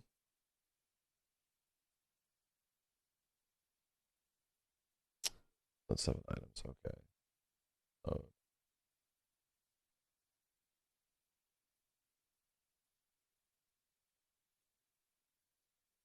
Okay, downloading the RE4 screenshots. Why is third person trending on Twitter? Because RE8 is going to be playable completely in third person in October. It's part of the big update that they're doing. And the new RE8 DLC is also in third person. So you get to play through the game a completely different way. So here we go. Here's the new screenshots of Resident Evil 8. It's a spooky, right? Leon entering the house. Oh, shit. Oh, shit. Damn, flashlight Leon? Oh, shit. This game gonna be scurry, right? The thing is, Resident Evil 4 isn't inherently a very dark game. In the same way that what I tell you, Chad, in the same way that RE2 isn't really a dark game until you get the remake of it. And what do? They just turn off all the goddamn lights, right? That's what they do. We're just gonna turn off all the lights. Suddenly RE2 is super spooky. So that's what they're doing here, right? The beginning of the game now is not lit at all. They make the dankest, like the road to the village is essentially the dankest looking place. You know what I love about this? It reminds me of Resident Evil 8 when you're on the way to what is it? House Villanueva or whatever, Villanueva? I forget what the name of that house is, the Spoopy Puppet House. And you're going through this crazy dank forest and it's super Benevenido, that's what it is. It's super spoopy, right? That's what they're turning the village into. They're turning it into mega spoopy place, which is all right. You know what? I'm very much down for that. It's going to be a different tone. It's going to be different than the original RE4, but I think all of us were sort of expecting that, you know? We were sort of expecting this not to be the same. Thanks, Windows. Damn. Ganados are looking good. This is definitely the dude stooping the fire at the beginning, right? What was that meme I saw on Twitter where it's like, you know, don't mind me, just gonna break into somebody's house and ask them about this missing white woman. Like, Leon just rolls in, knocks the door down, asks the local as he breaks into their house, like, hey, do you know where this missing white girl is? Guy's like, what the fuck? What the fuck? Yeah, this looks great. This looks really damn cool. Oh, and here, they're actually, I didn't even realize this. There's a bunch of villagers outside here. Man, I really wanted to see that, right? God damn. I really wanted to see Leon engage with Ganados because they even mention it that this is like a much more professional version of Leon, which I mean, of course it is because he was a noob in the first game in the same way that RE2 to RE4 had Leon, you know, turn into a superhero. That's what I want to see. I know he's not going to be a superhero in this game, but he definitely needs to have some combat prowess outside of just shooting the gun, you know? I don't want to see him rolling around on the floor John Woo style like Resident Evil 6. I want to see Leon have some mechanics, right? That's all I want. I want mechanics. Leon to be imbued with combat mechanics like knife skills or something. Maybe you can upgrade knife skills. Maybe there's a certain amount of like gunslinging you can do that allow him to fight Ganados faster. Like there needs to be stuff. It would be nice if he could suplex people, right? But I want to see him like he needs some CQC shit to take care of Ganados. That would be great. There needs to be that kind of stuff. Throwing knives. I don't need Leon to throw knives, right? I want to engage with enemies in creative and different ways than Resident Evil 4, right? Because Resident Evil 4 at least had that, right? You can kick people, you can tackle them, you could sort of like suplex them, which were depending on what distance you were in the game, right? If you were further in the game, he got more stuff he can do technically. So that's what I actually want to see. That's what I wanted to see the most here, and unfortunately, we saw so little. It was ridiculous. Yeah, Leon is stressed out, right? And this is cool because he actually looks very similar to. He's not buff though, right? He's not buff. I will say, he is essentially like. It looks like he's gone through some shit, right? Which is interesting. It's an interesting take, right? He looks so tired. I mean, that's what happens when you've been doing this shit for so long. And the president's daughter got jacked. That's what happens. The jacket fuzz, though. The jacket's fuzz, though. Do you see how fuzzy this jacket looks? Holy shit. That's a fuzzy goddamn jacket. My man is stressed. Anyway. I mean, I think all of this stuff looks great. I feel like the big reveal that they had was Leon's face, right? And that's why I'm kind of disappointed with what was shown with RE4, was that they essentially just showed off Leon's face. And I'm like, oh, come on, right? Oh, come on. It's just Leon's face. I want to see you shoot something. Sorry. That's why I'm a little disappointed with what they showed with RE4.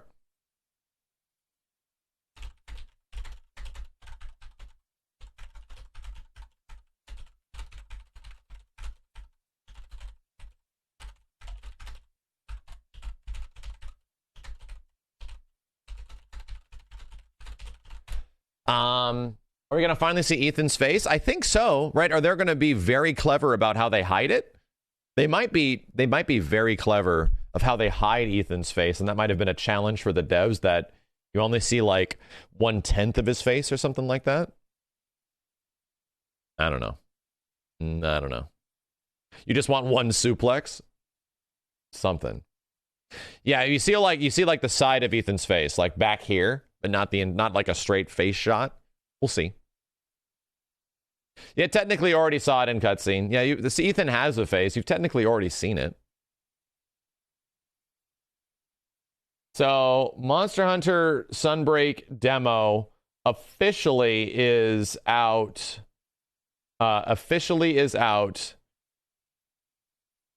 Tomorrow at 7 p.m. Pacific. So, I am going to have to find a way. You know what I want to do? We are playing RE8 games again, but you know what I want to do? I want to play through all of the, and we're actually starting from the beginning already because we are playing RE4. I want to play through all of the third-person RE games again, right? And maybe that includes Revelations and Revelations 2. Maybe that includes Resident Evil 4, Resident Evil 5, Resident Evil 6, Resident Evil 2 Remake, Resident Evil 3. We should try to go through all of these before the game comes out next year, right? Try to get through all of them. And yeah, me and Steve should possibly team up again for Umbrella Corps. Oh god. Me and Steve should possibly team up again for like RE5, maybe do an RE5 randomizer or some shit. That would be fun. Make RE5 like crazy. We'd have to do RE6 again, which would be very unfortunate, right? But yeah, that'd be fun. That'd be very fun. Are you going to play Dragon's Dogma? Here's the thing. If they officially announce like Dragon's Dogma 2 in an actual teaser or something like that, yes. We'll find some time to play through Dragon's Dogma 1 again. I have Dark Arisen on PC, obviously. So, yeah, we'll give it a shot. But in terms of like the what's it called? Like the older Resident Evils, like the static camera angles, I don't think we need to go through those again. Right? I think it would be nice to revisit all the third-person Resident Evil games, because now, I mean, obviously, third-person is a huge deal to Resident Evil again, because they're making all of Resident Evil 8 in third-person, its DLC is in third-person, Reverse is in third-person, and Resident Evil 4 pioneered the entire genre for the most part. So, yeah. Is there any part of RE6 I actually enjoyed? The beginning part of Leon's campaign is okay, right? The part where it takes place in the city and you're like above the gas station and you're kind of like, you know, holding out. That's okay. A lot of the stuff is fine. But anything else that happens when you eventually go to China in that game, oh fuck, is it rough. Oh my god. Like the game like takes a huge turn and it is like no good for every single character once they eventually take that like halfway through the campaign and they go across the world to the place that takes place in like the big Chinese city. It's terrible. It's not good. And the story gets wonky and bonkers and stupid. There's a dinosaur at one point. Is that the one where you punch boulders? The Resident Evil where you punch boulders, in comparison to Resident Evil 6, is like high art. Resident Evil 5 is a genuinely incredible game compared to Resident Evil 6. In fact, I'd argue Resident Evil 5 is one of the best co-op games there is, period. I think it actually is. RE5 is genuinely a great game if you have a person to play with. Super fun. But I can't say the same about playing co-op in Resident Evil 6. I can't. Single or co-op, I don't think that really fixes the experience, man. Because that was a big part of RE6 as well. There's definitely things happening in RE6, but they are not nearly as enjoyable or fun. RE5 co-op in that regard is still one of my favorite co-op games there is. I always have a great time playing RE5 co-op. Yeah, Mercenaries is a different story. Don't get me wrong. Resident Evil 6 Mercenaries is great. And that's where the game's actually good, which is like utilizing the game's combat mechanics and stuff, because it does have a lot of interesting combat mechanics per character. Yeah, that's actually great in RE6. But Jesus, man, like the stupid Michael Bay bullshit that happens in later parts of that game just doesn't make any fucking sense. Like nothing makes any sense. Characters are weird and stupid. Like none of it is good. It's all bad. So, do you think they'll eventually remake RE5 and 6 too? That's a great question, you know? That's a great question if they remake RE5. I don't know, man. I don't know if they will. Remake it and change it? Maybe. Let me browse around a little bit, see if there's anything that we missed regarding announcements and stuff. Yeah, the crazy, stupid Indiana Jones shit in the church. The fact that there's like, I don't know, just, I get it. Simmons mentioned this one, but it's like, it's something that shouldn't bug me, but it does. And is the fact that there's like catacombs, like giant catacombs in the United States, where there's like bone skeletons from hundreds and hundreds and hundreds of years ago and shit. And I'm like, you realize the US hasn't been around for that long, right? Like, you realize that you should probably be in Europe if you're going to want to have these like insane catacombs and shit, because the United States has only been around for not that long. Like, I'm like, where the fuck are we? Like, there's just some weird reaching shit that doesn't make any fucking sense. That I'm just like, this game is just dumb. All right, that's fine. At least with like other Resident Evil games, they take place in Europe, where that kind of makes sense. Where it's like, oh yeah, okay, there's a lot of history over here in this part of the world. At least there's a little bit of goofyism. But I don't know why. It's just, it wasn't just that. It was the fact that the majority of the game had just crazy reaching shit like that, right? That this dude at Neo Umbrella, the fact that Neo Umbrella had like an entire like Star Destroyer fleet in the water. Like, what the fuck? Like, there is so many like moments of somehow Palpatine came back that happened over and over and over again in RE6's story, that it's just like, what fucking whatever, man. Whatever's fucking happening, I don't give a shit anymore. Just where's the end of the game? And that's the way I feel, right? It's just somehow Umbrella came back. Somehow they have a huge fleet. Somehow they had the money for all this shit, even after we've established that they've been gone. Somehow. It's like, I'm fucking done. Please get me out of this. I want off the ride. You strap me in this roller coaster and I want off. I really don't like RE6. It's a stupid game with some fun stuff in it. So a really stupid game with some fun stuff in it. True Lone Wolf, thank you, dude, for the 5 gift subs. Anyway, don't get me on tangents, chat. You're getting me ranting and raving about bullshit.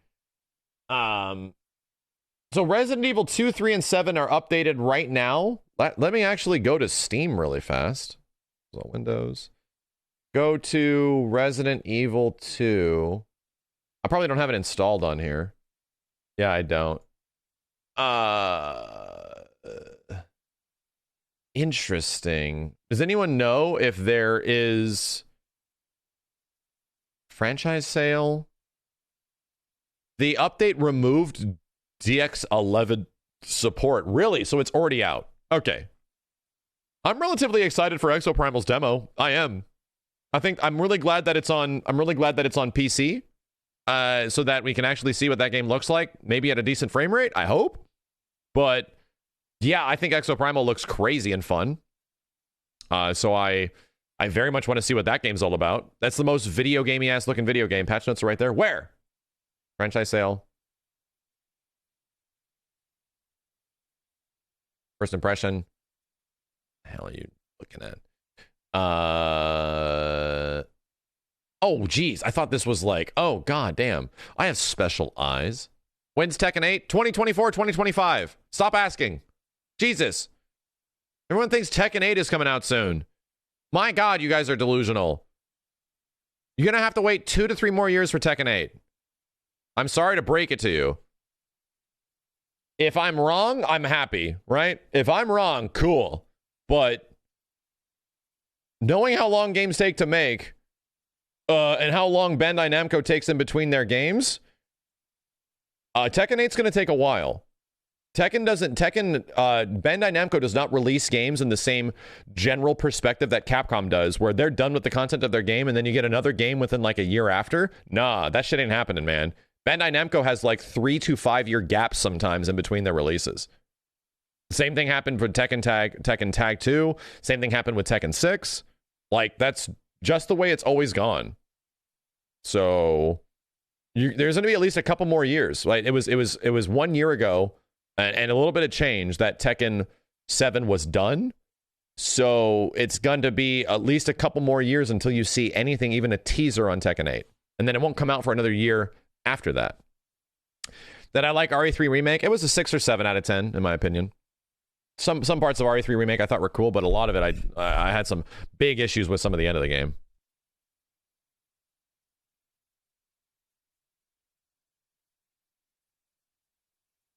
Gotcha.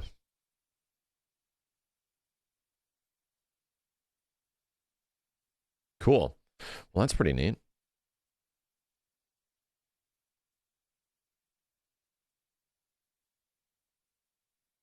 You haven't bought RE2 Remake yet? Is it worth full price? Well, I mean, yeah.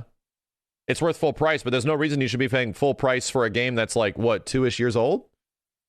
RE2 Remake's amazing. If you have any inclination for the original RE2, you'll fucking love this game. But I don't know why you'd be. It's like free on. It's like on sale. It's gone down to like $10. There's like series franchise sales where they sell all of them at the same time. There's no reason you should be paying full price for. It's probably on sale right now. There's no reason you should be paying full price for RE2. Is it worth anything under $60 right now? Absolutely. Yeah. 100%. Like, this was one of the best games of the year it came out. Exoprimal signups are live. All right. Chat, everybody go sign up for Exoprimal. Here's the link. Here's the I'm gonna go sign up like off window. Here's the link for Exoprimal. If you want to sign up for it, you might have to make a Capcom ID. Entry submission process. Don't go to the website, by the way. No. Don't go to the website. Don't go to the website. Oh, I already have a Capcom ID. I didn't even know. Whatever. Okay.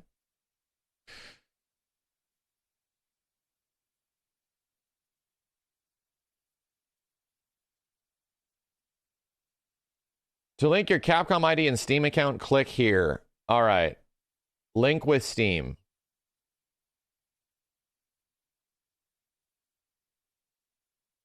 Okay. I have to link my Capcom ID to my Steam account. Okay. There we go. Log into Steam. Here's the code.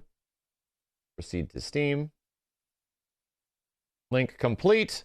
I'm going to go back to the network test, sign up. You have to do that first. Okay. All right.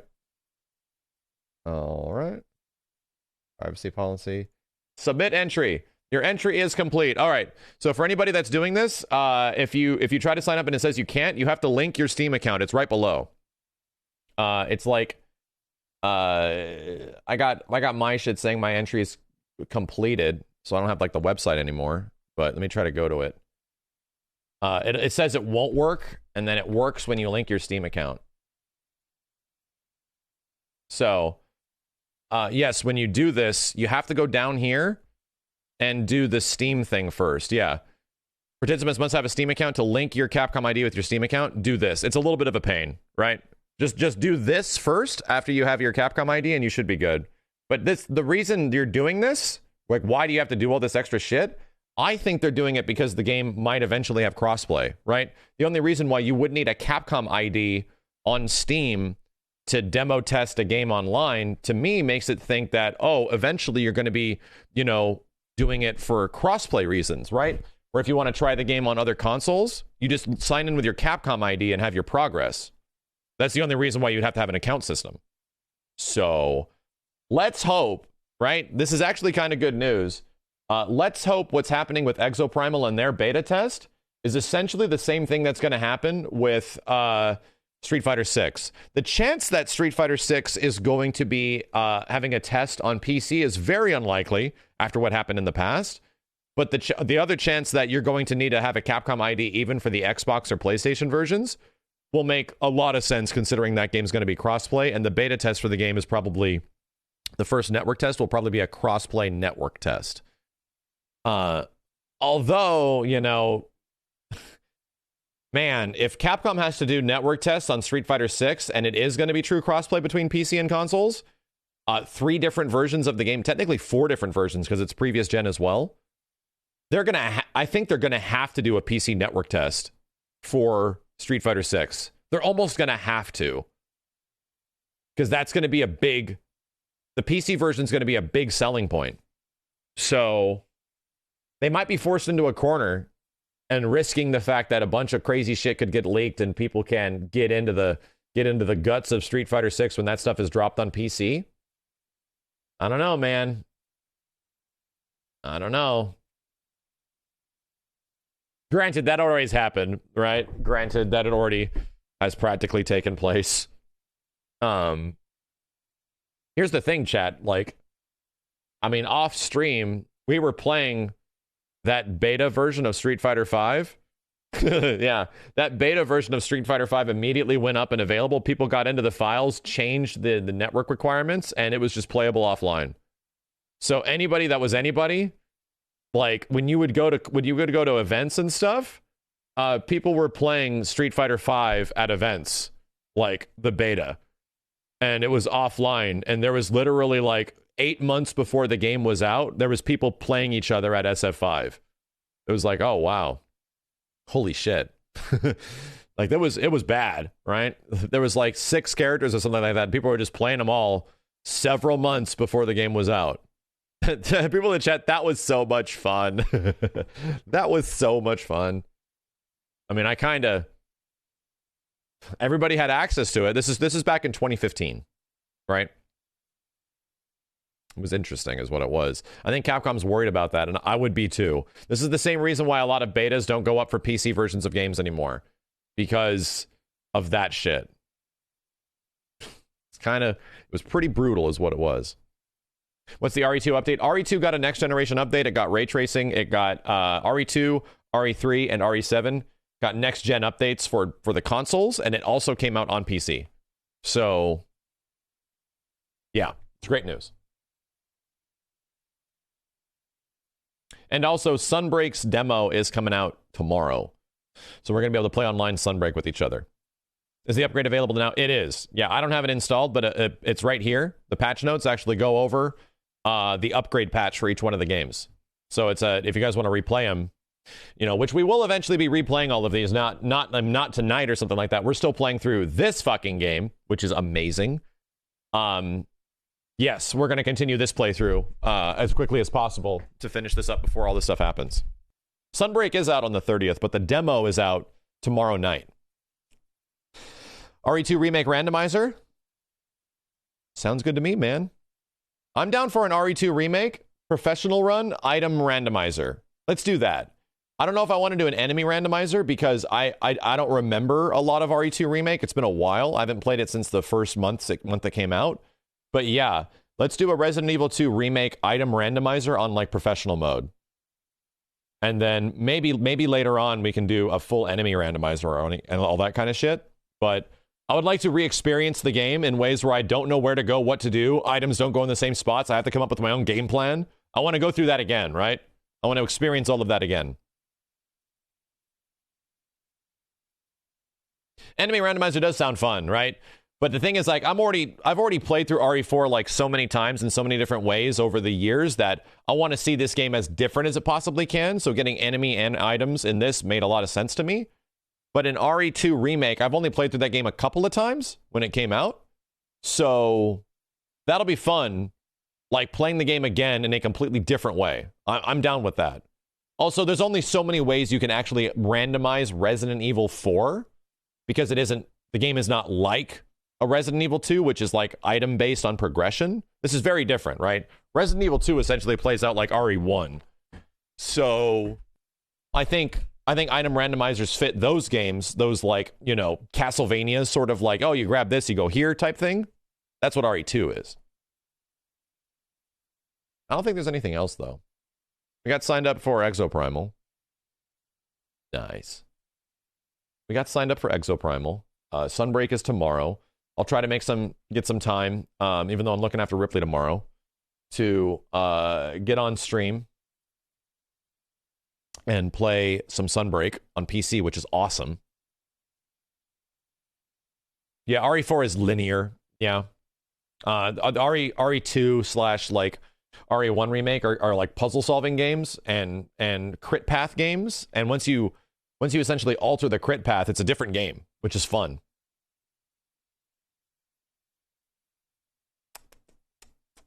I don't see anybody else shooting me stuff. Let me go check like the forums and shit, see what's popping up. I still have a lot of Street Fighter footage to go over with you guys. There was some that we went over last night with Yo Video Games a little bit. And there's still a bunch of Street Fighter 6 footage we can review and some crazy stuff that happens during that. We're also getting some renders out of Street Fighter 6 gameplay without any commentary and in like 4K 60 on PC. So that should be nice. I'm sorry, 4K 60 just for YouTube. I'm reading things and talking at the same time. But yeah, RE4. I think RE4 looks good. I just didn't. I'm a little disappointed because I didn't get what I wanted from the RE4 show today. I wanted to see much more than him just walking around. Since Exoprimal is Dino Crisis Legacy, I definitely want to play through Dino Crisis 1. I've never played through it. Yeah, we already went over the Resident Evil 4 screenshots. We did.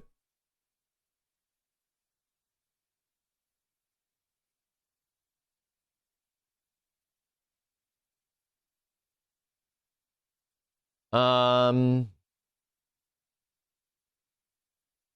Fantasy VII 25th. That's the next big event, chat, right? Our next big event is Thursday. Thursday, there's a Dragon's Dogma thingamajig. And there's also the Final Fantasy VII, the most glorious 10 minutes of your entire life, right? The greatest 10 minutes of your life is about to take place on Thursday at what time? Thursday, June 16th at... Thursday, June 16th at 3 p.m. PT. At the same time the Capcom thing started. 3 p.m. Pacific on Thursday. The greatest 10 minutes of your life. Join us next week for 10 minutes to celebrate 25 years of Final Fantasy VII. It will be short and sweet, but we have packed lots of information, so I hope everyone will look forward to the unveiling from Tetsuya Nomura. And look. 25th, FF7 Remake, FF7 Final Soldier. First Soldier, whatever. Chad, it's about to be the most important 10 minutes of your entire life. The E3 is not done. E3 is not finished yet. We're not done yet. Final Soldier. We're not done yet. They're going to show off dinner plates. They're going to show off a brand new CD. They're going to show off new t-shirts.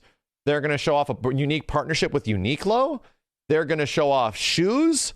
They're going to show off a brand new Final Fantasy VII Mercedes that nobody will ever afford. I can't wait. I just can't wait. Gact is going to come out of the Final Fantasy VII Mercedes and be like, you know, we do it, and that'll be it. That'll be the announcement. Holy shit. Can't believe it. And that Mercedes is going to show up in Mario Kart? Oh my god, I can't believe it, man. Everything we've always wanted. Everything we've always wanted. NFT shit? Good news is that Square Enix's CEO rolled back hella hard, right? That bitch was playing under like 17 rollback frames, and he rolled back hella hard on his NFT comments from a little while ago. And he's like, we're actually not gonna do that, is what he said. He's like, we're actually going to invest in our franchises and strengthen the power of our properties in the future of Square Enix titles. So they essentially were like, we're gonna take the money we were gonna use for all that NFT bullshit, and instead we're gonna use that after the market crash. Instead, we're gonna use that to strengthen our properties. So it's like, well, of course you are. Good. Well, good. It's what you stupid idiots. You stupid idiots. What the hell? That's the dumbest shit I've ever read. All of our games will be NFT games from this point forward. It's like, man, you became drinking buddies with the wrong fucking people, dude. That's when you know that executives are essentially drinking buddies with a lot of fucking grifters. Some guy high on PCP explaining the fact that this is the future, man. This is where it's all going. It happened to crypto. It's going to happen to this. Been watching too many goddamn YouTube videos. I think that's about it for the Capcom presentation, chat. I wish there was more stuff on Street Fighter 6, but if there's like almost a surefire guarantee of the next big Street Fighter 6 announcement, it's going to be probably at EVO, you know?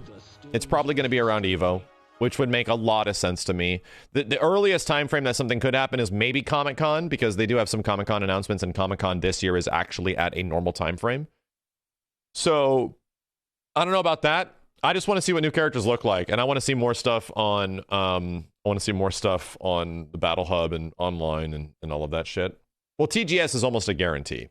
That's practically a guarantee that you're going to see like RE4 and more Exoprimal and Resident Evil 6 stuff at TGS, and TGS is in September. So, yeah. Did you share any Street Fighter 6 information about min or max system requirements? No, dude. You're a little early for that. The game was just announced on PC. You're not going to get system requirements yet. You're wait for system requirements when there's a beta announced. Anyway. I think that's it for now, chat. Thank you guys for joining. I appreciate it. I saw there was like 44,000 people watching earlier for the Capcom event. I really appreciate it. My apologies. I had to like rip that thing asunder and do a single podcast interview on Twitch Gaming, which you guys were not really able to participate in very much. But it is what it is. I want to come back tonight and possibly continue our RE4 run. And then tomorrow, I'm ending? What do you mean, Tiff? What else are we going to do? I have to eat food. I'm ending? What do you want from me? Oh, you raided. Oh, you raided me. Oh, did you already raid me? You did. Oh, wow. It was at the moment that I said I was done. It was at the moment. Well, who should we raid back? Whose ass are we going to slap? Is Simmons on or some shit? Hang on a second.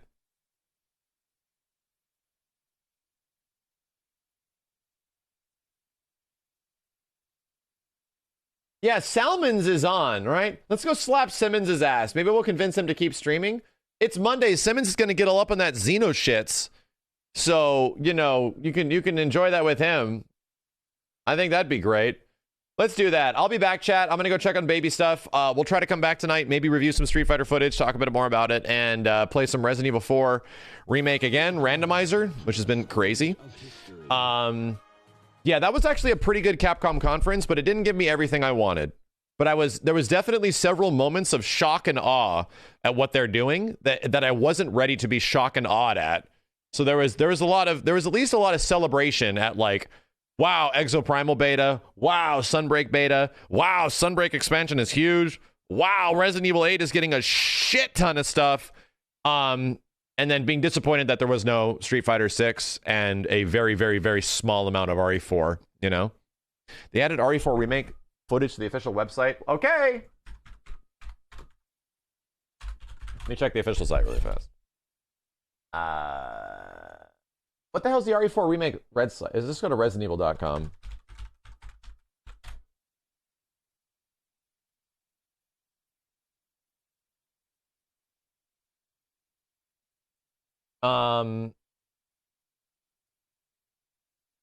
Resident Evil 4? Right? Let's see what's in here. March 24. Announcement trailer. Here's the new screenshots that just went up. Is this stuff all new? Damn, look at this angry ass shot of Leon. Leon Kennedy, a rookie cop when the Raccoon City incident took place 6 years ago, has become an agent working directly under the president. Having gone through many different missions since the incident, Leon has matured significantly. Oh, maybe we're not going to get rid of. Maybe there's a high chance that Krauser is going to be in the game. That seems to be what that's alluding at. That Leon and Krauser maybe went on missions together. The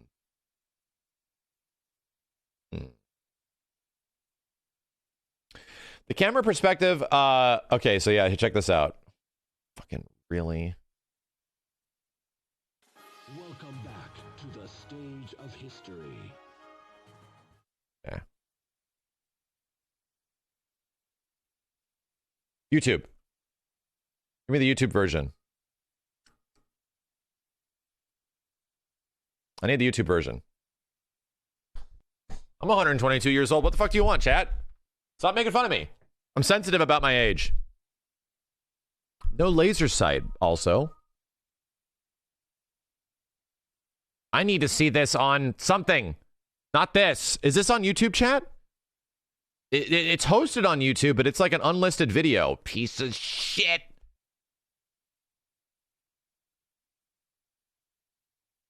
The camera perspective is a third-person view as you remember from the original RE4 with updated graphics, the feeling of isolation and eeriness from the original game is enhanced even more. And the controls have been refined to modern standards that enhance the intensity of gameplay. Yeah, Sagem said it in the interview, walking and aiming, right? I can't believe it. Leon is no longer actually a full tank. Instead, it's similar to RE2 Remake. You can actually walk and aim. A bold new pioneering direction for gameplay quality. Bold and new. It's the same thing, I know, right? It's just RE2. That's why I wanted to see more stuff than that, right? That's why I actually want to see gameplay mechanics. Like, let me see gameplay mechanics. I want to see, like, how do you engage with enemies other than just shooting them and knifing them? Like, I want to see what cool shit Leon can do now. Nah! Yeah! Doesn't need to be a suplex, just something, right? Is he a knife expert? What the hell's going on? I think all of these screenshots are the same ones that, yeah, these are just shots from the trailer. These are the shots we've already seen from the website. We got the full versions of those shots. Coming soon. Oh, Ashley coming soon. Let me go to YouTube really fast.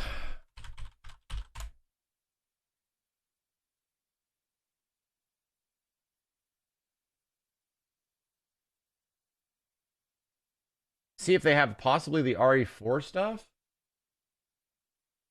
I don't think they do. Welcome back to the stage of history. I don't think they do. Is that it, Brooklyn? Thanks, man. Has it been hunted down? Hi, everyone.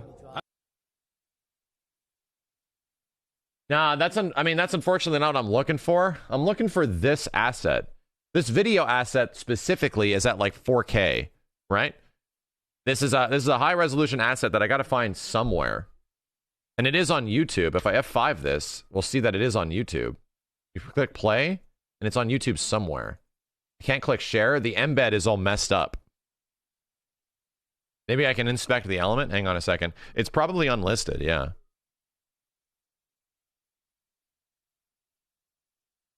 Hi, everyone. That is not it. I'm going to stop clicking that now.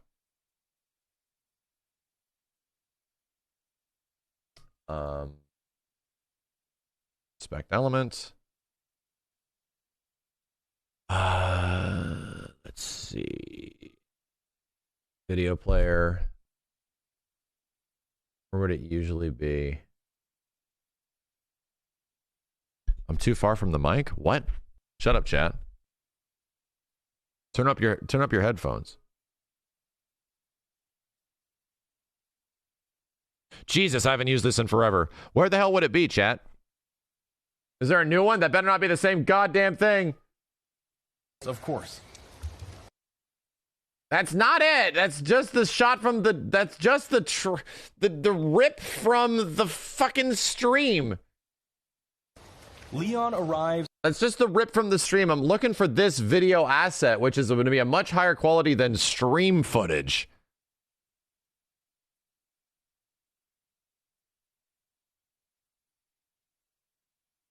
Where is it? Console order.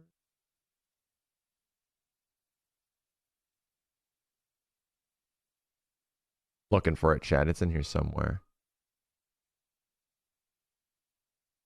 I think it 100% is an unlisted video, an unlisted embed only. But if we find the link to it, you know, it might be at higher quality. Really need 4K for considering how short it was? No. But I want it. Hold on a second. Click the watch later icon. Is that the gimmick? Oh, is that video asset only 1080p? Oh, no, the icon doesn't even work. Right? It doesn't even work. Shit. No, it didn't. It didn't work. This is essentially the best looking footage that we got right now of it. Because it's not stream footage, right? The problem is the bit rate from stream footage is substantially lower, right? Substantially lower.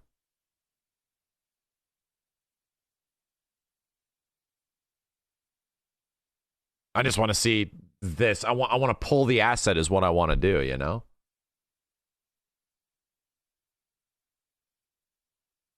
Leon has a crouch button. No, that's just a press A to duck under shit. I think that's what that is.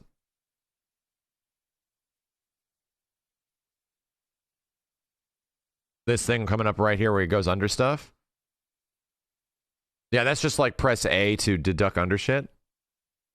I don't think that's representative of like stealth elements.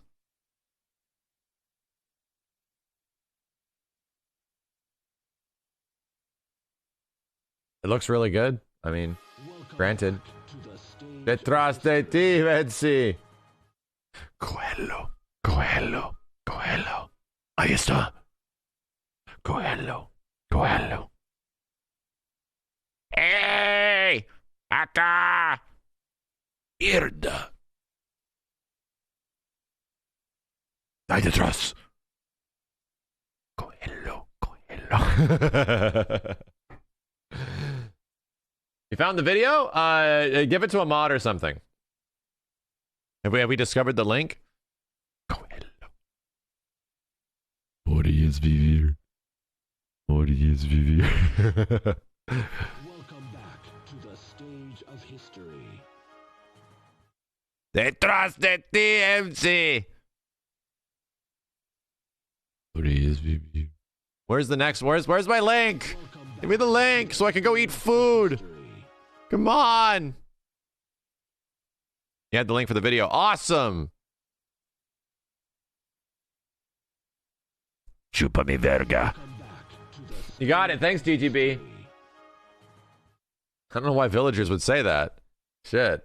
Thank you. It was unlisted. It was unlisted. It was unlisted. There's no audio. Right? No audio 1080p asset, but this is definitely the best quality looking footage we have of the game so far.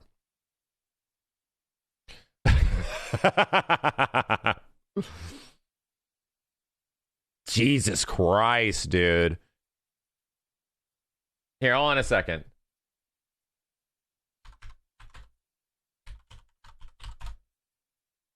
I'm gonna help you, chat.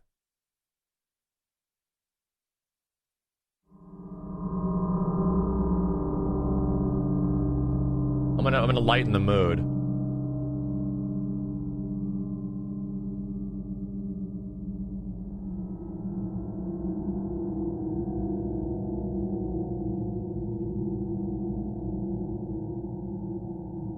That's all I wanted. I just wanted to hear someone say hello. I just wanted to hear some dialogue.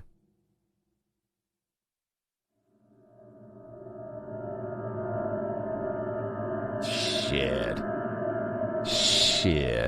I want him to shoot a bird and money to come out of it. That's what I want. I want you to aim at a bird and then it hits the ground and you pick up some money. That's what I wanted from this, and I didn't get it.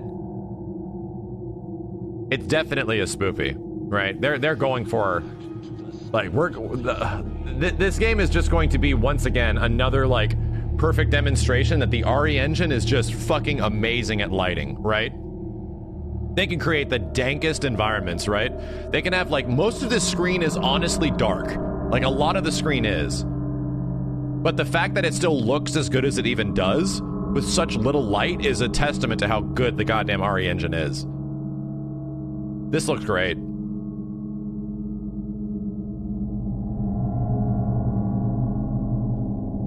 This looks great. They are horrifying this game just like RE2 are? Absolutely. Yeah, for anybody that was curious what how this game is going to be like in comparison to the original RE4, look at what they did with RE2 compared to the original, or RE2 remake compared to the original RE2. It's going to be exactly like that. That's what they're going for. Should this game be just like the original RE4? In my opinion, no, it shouldn't. You know why? Because RE4 is still great. If there's a Resident Evil game that still did not need an update all this time later, if there's a Resident Evil game that did not need a remake, it was RE4. But they're doing it because RE4 is the biggest Resident Evil game of them all. So, of course they're doing it. So they should not make it the same game. That game is still great. I want something different. As this game is one in my top 10, top 5 potential favorite games of all time, I don't want the same game again. The old game's great, in the same way that I didn't want just Final Fantasy VII again. I don't want that. I want something different. Is it really the most popular? Yes. RE4 has been released on more platforms and has been sold on more platforms than any of Capcom's games since, like, classic arcade games. It's been put on more things, and there's not even a way to account how much the game has sold because it has reached Skyrim levels of what it has come out on. So it's impossible to even count how much has Resident Evil 4 sold over the years. It's almost impossible to tell because it's been on, like, N-Gage, and it's been on fucking Wii, and it's been on PlayStation 4, and it's been on PC, and it's had multiple versions between GameCube and PS2. Like, it's been on so much shit. It's been on fucking smartphones. It's crazy, man. It is their Final Fantasy VII.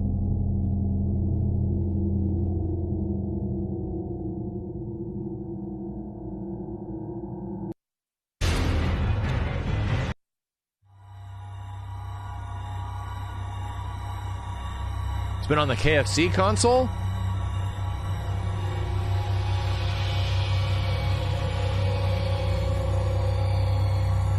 The music does so much. Oh my god.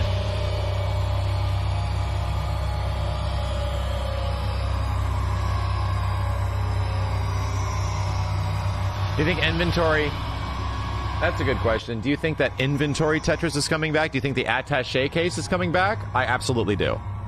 I think that's part of Resident Evil 4's identity. It's something that people would be expecting, a new version of the attaché case. We already kind of saw that in RE8, right? To me, it's kind of weird that RE8 is already like a spiritual nod to RE4 in many ways. And the fact that we're getting RE4 after RE8 is kind of funny. It's like, I feel like we just had a game that was like a big love letter to RE4. And it was. So it's weird that we're, like, Village is now predating this. It was more a teaser. Yeah, I guess it was sort of setting us up for this.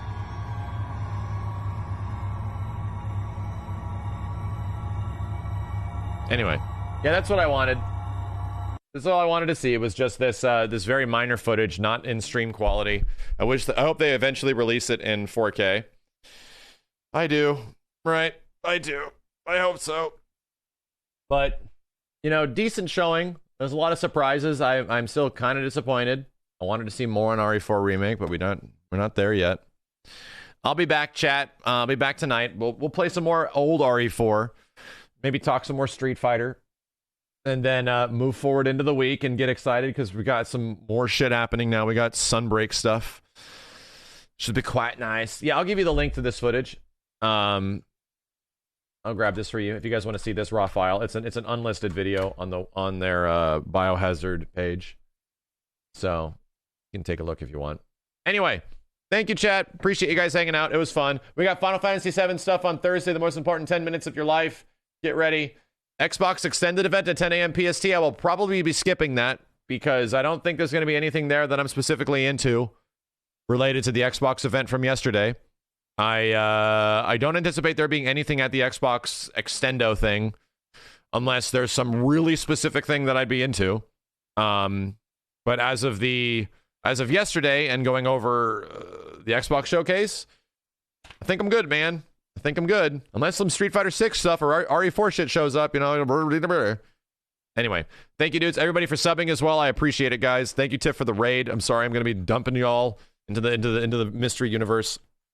But yeah, I'll be back. Anyway, have a good one, dudes. Shine on. I'll see you next time. Peace.